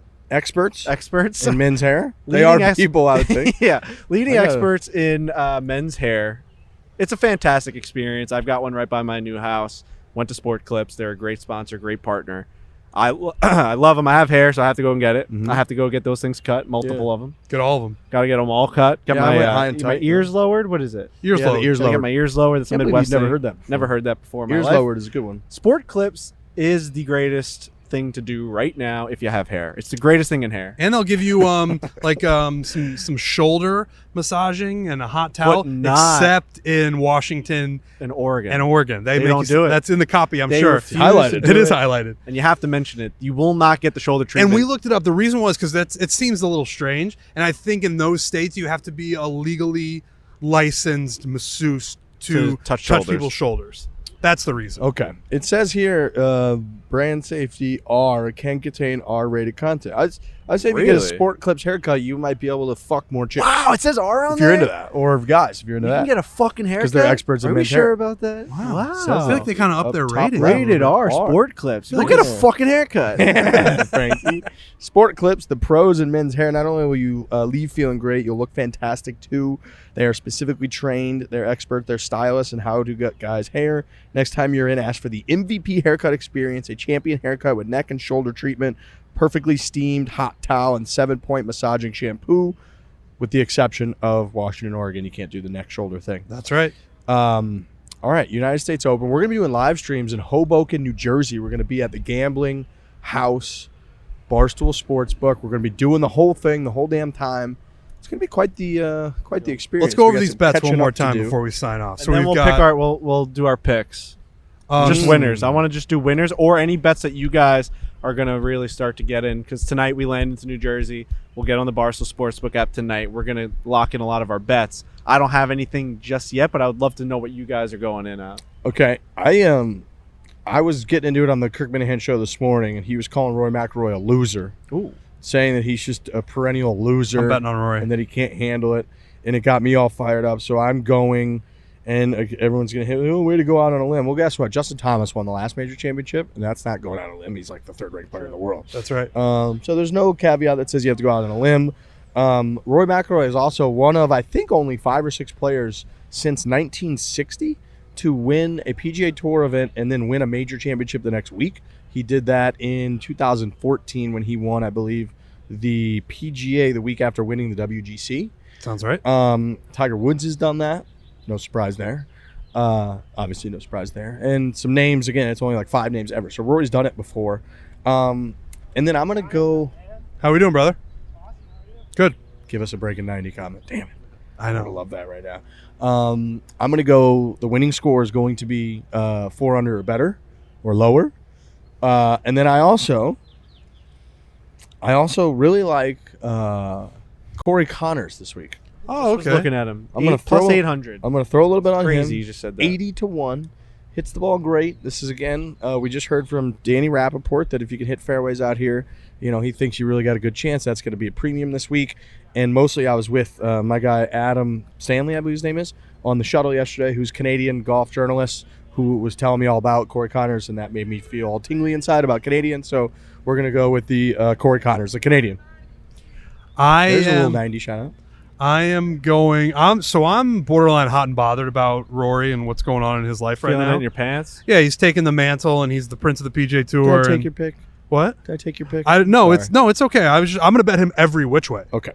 Every which way. Matchups, winner, top 5, all this stuff. Everything I can get with Rory, because and I've been a Rory guy for a long time.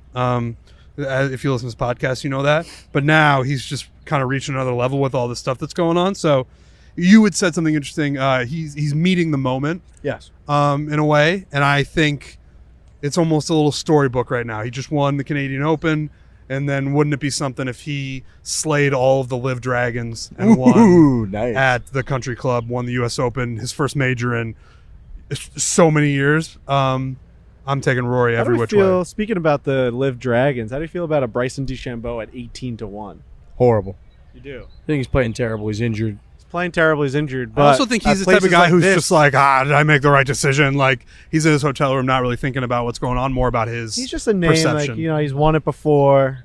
He's Definitely. a guy that, like, I don't know. Could he just dominate the field by hitting it further than everyone? I don't know how healthy he is. He's just a guy I'm keeping my eye on. I don't think it'd be a surprise if he was just at the top of the leaderboard. I think everyone would just be like, oh, yeah, fucking Bryson is really good at golf. Like, he might just be healthy now. He's definitely good at golf. I'm worried about his injury. I think he's just unhealthy. That's it. I have no doubt that someday, whenever he's over his injury, he'll be back. He can win U.S. Opens. No doubt about, even if he's only playing 8 events a year in the Saudi League, all fine. But I just don't like him this week. Tommy Fleetwood 10-1. Ooh, he's only 10-1. Well, plus 1,000 is essentially 10-1. Yeah. Okay. He had a good finish at Southern Hills, I think. Yeah. Victor Hovland 6-1. Morikawa 5. I do think it's a little early to start. I want to put win. in all. These guys are to win those. Yeah, these guys are to win. All right. Or am I seeing after round 1? I'm seeing so. Oh, Oh no. Here we go. Everything I just said was finishing position top 5. Oh, okay. I was like, because I was so deep down. I was there. like, these guys should be way. I was more, good. I know that's pretty insane. way crazier. Right, odds Fleetwood 10 to win 1. the golf tournament. I was like, I understand that he played well. We got Brooks Tommy Koepka. Fleetwood 55-1, not 10-1. 10 10-1 for top 5. Gotcha. 55-1. to 1. Okay, see, that's now Tommy Fleetwood 55 to 1. To Yeah. win. So where's I like Brooks now? I mean, no. Where's Bryson now? Oh yeah, 100-1. Yeah. it. Now that makes a lot more sense. That makes a lot more I was sense. like 17 to 1. I was like, or 12 to 1. I was like, he stinks. yeah, He's like, hasn't played golf in 2 years. yeah. That makes a lot more sense. I do like the top 5 options. Oh yeah. Where did you find those, Frankie? Just right on the bottom. It's just you got to really scroll down. I don't know how I even got there. Finishing top 10. Oh wow. Okay. Finishing position top 5. See, this is why you pull up the app. You kind of navigate your way through it. I like Scotty Scheffler. How about these straight Plus forecasts that you 320. can bet? Like a Justin Thomas, Rory McIlroy 1-2 finish is plus 12,500. A Rory McIlroy, Justin Thomas the other way is plus 12,500. You got a million of these things that you could just sprinkle a little bit of action on. Imagine picking the 1-2. On the green at the Cold! Canadian Open, Rory McIlroy and Justin Thomas shared an embrace, and they asked Roy what he said to him, and he said, "Let's do this all again next week." So Dewey's got a glove on. He's walking by us. I don't hate that bet. I might sprinkle a little bit on that. What, the 1-2? Yep. Frankie, who are your picks? You got any? Now that You you're know, I'm definitely going to I'm going to bet the under. I think the winning score is going to be 5 under, so I'm going to bet the 4.5 or better. I'm going to do that. So make sure you get in on that future. And then I'm going to let the first day kind of play out. I might pick a winner after round 1 because I do like to see guys get off to, like, if I can get a guy getting off to a hot start. But aside from that, I'm going to try and slow play my role this week, and I'm going to see if someone had like an okay day on Thursday and then bet them to win. I like it. Like, it's almost like getting a horse that doesn't jump out. I don't think it's going to be wire-to-wire winners. Let's do this. We all have to bet on Kisner. Deal. Oh, yeah. 'Cause, like, we've heard way too much about how I know. good this is. And if we don't do it, we've made that mistake in the What's past. his odds at? No, I'm gonna go Kevin Kisner. I'm gonna sprinkle some on him to win, and then I'm looking at some top 10s right now, boys and girls. And I gotta go. What's going on, man? How you doing? How we doing? How you Yo, doing? What's up, boys? Kevin Kisner is 18 plus 1,800 to finish in the top 10. That's pretty good. I like that actually a lot. Kind of like that. Dude, what are Kevin Kisner's odds to win the fucking thing? Probably pretty high. And then another one that I'm going to take, I'm telling everyone out there, I'm taking this. Max Homa is plus 400 to finish top 10. Okay. Guy drives it straight. We heard all from Danny Rapaport, my apologies, about how important it is to hit fairways out here. So I'm going to go. Those are my Kevin picks. Kisner to win the U.S. Open, if you bet $100 on him, you win $25,000. I'm gonna take him every which way. I'm gonna take him every which You way. put $500 on Kevin Kisner, you win $125,000. Is that right? Yeah, I think that's right. Come on, kids. You win $125,000 if Kevin Kisner wins it. I might sprinkle a little on there. Of course. I mean, who I'm wouldn't? gonna put a bunch on there. And Imagine then I'm just you Kiz guys won are the never gonna US hear from me Open. again. Okay. Kiz just won the U.S. Open for us. Get this guy to New Jersey. I'm letting you guys know I'm for sure putting a decent amount on Kevin Kisner to win Okay, the U.S. and then Open. we just go crazy for him. I Yeah. dig it. All right, boys. We got anything else? We're live from the Country Club. This has been a great week. Live show. Thanks for everybody that came. We got to make it to the airport. I'm getting a little nervous. True. Kevin Kisner, Kirk Minahan. We had Danny Rapaport on the show. Chantel McCabe, Duane Bock. We got a wave from Scotty Scheffler. So we had a good show. Everybody enjoy the US Open. We'll be doing live streams, so check out that on our social YouTube channel. Live from Hoboken, Barstool Sportsbook. Use that puppy to gamble and win yourself some money responsibly at the US Open. Hit it hard. Hit it hard. Hit it hard.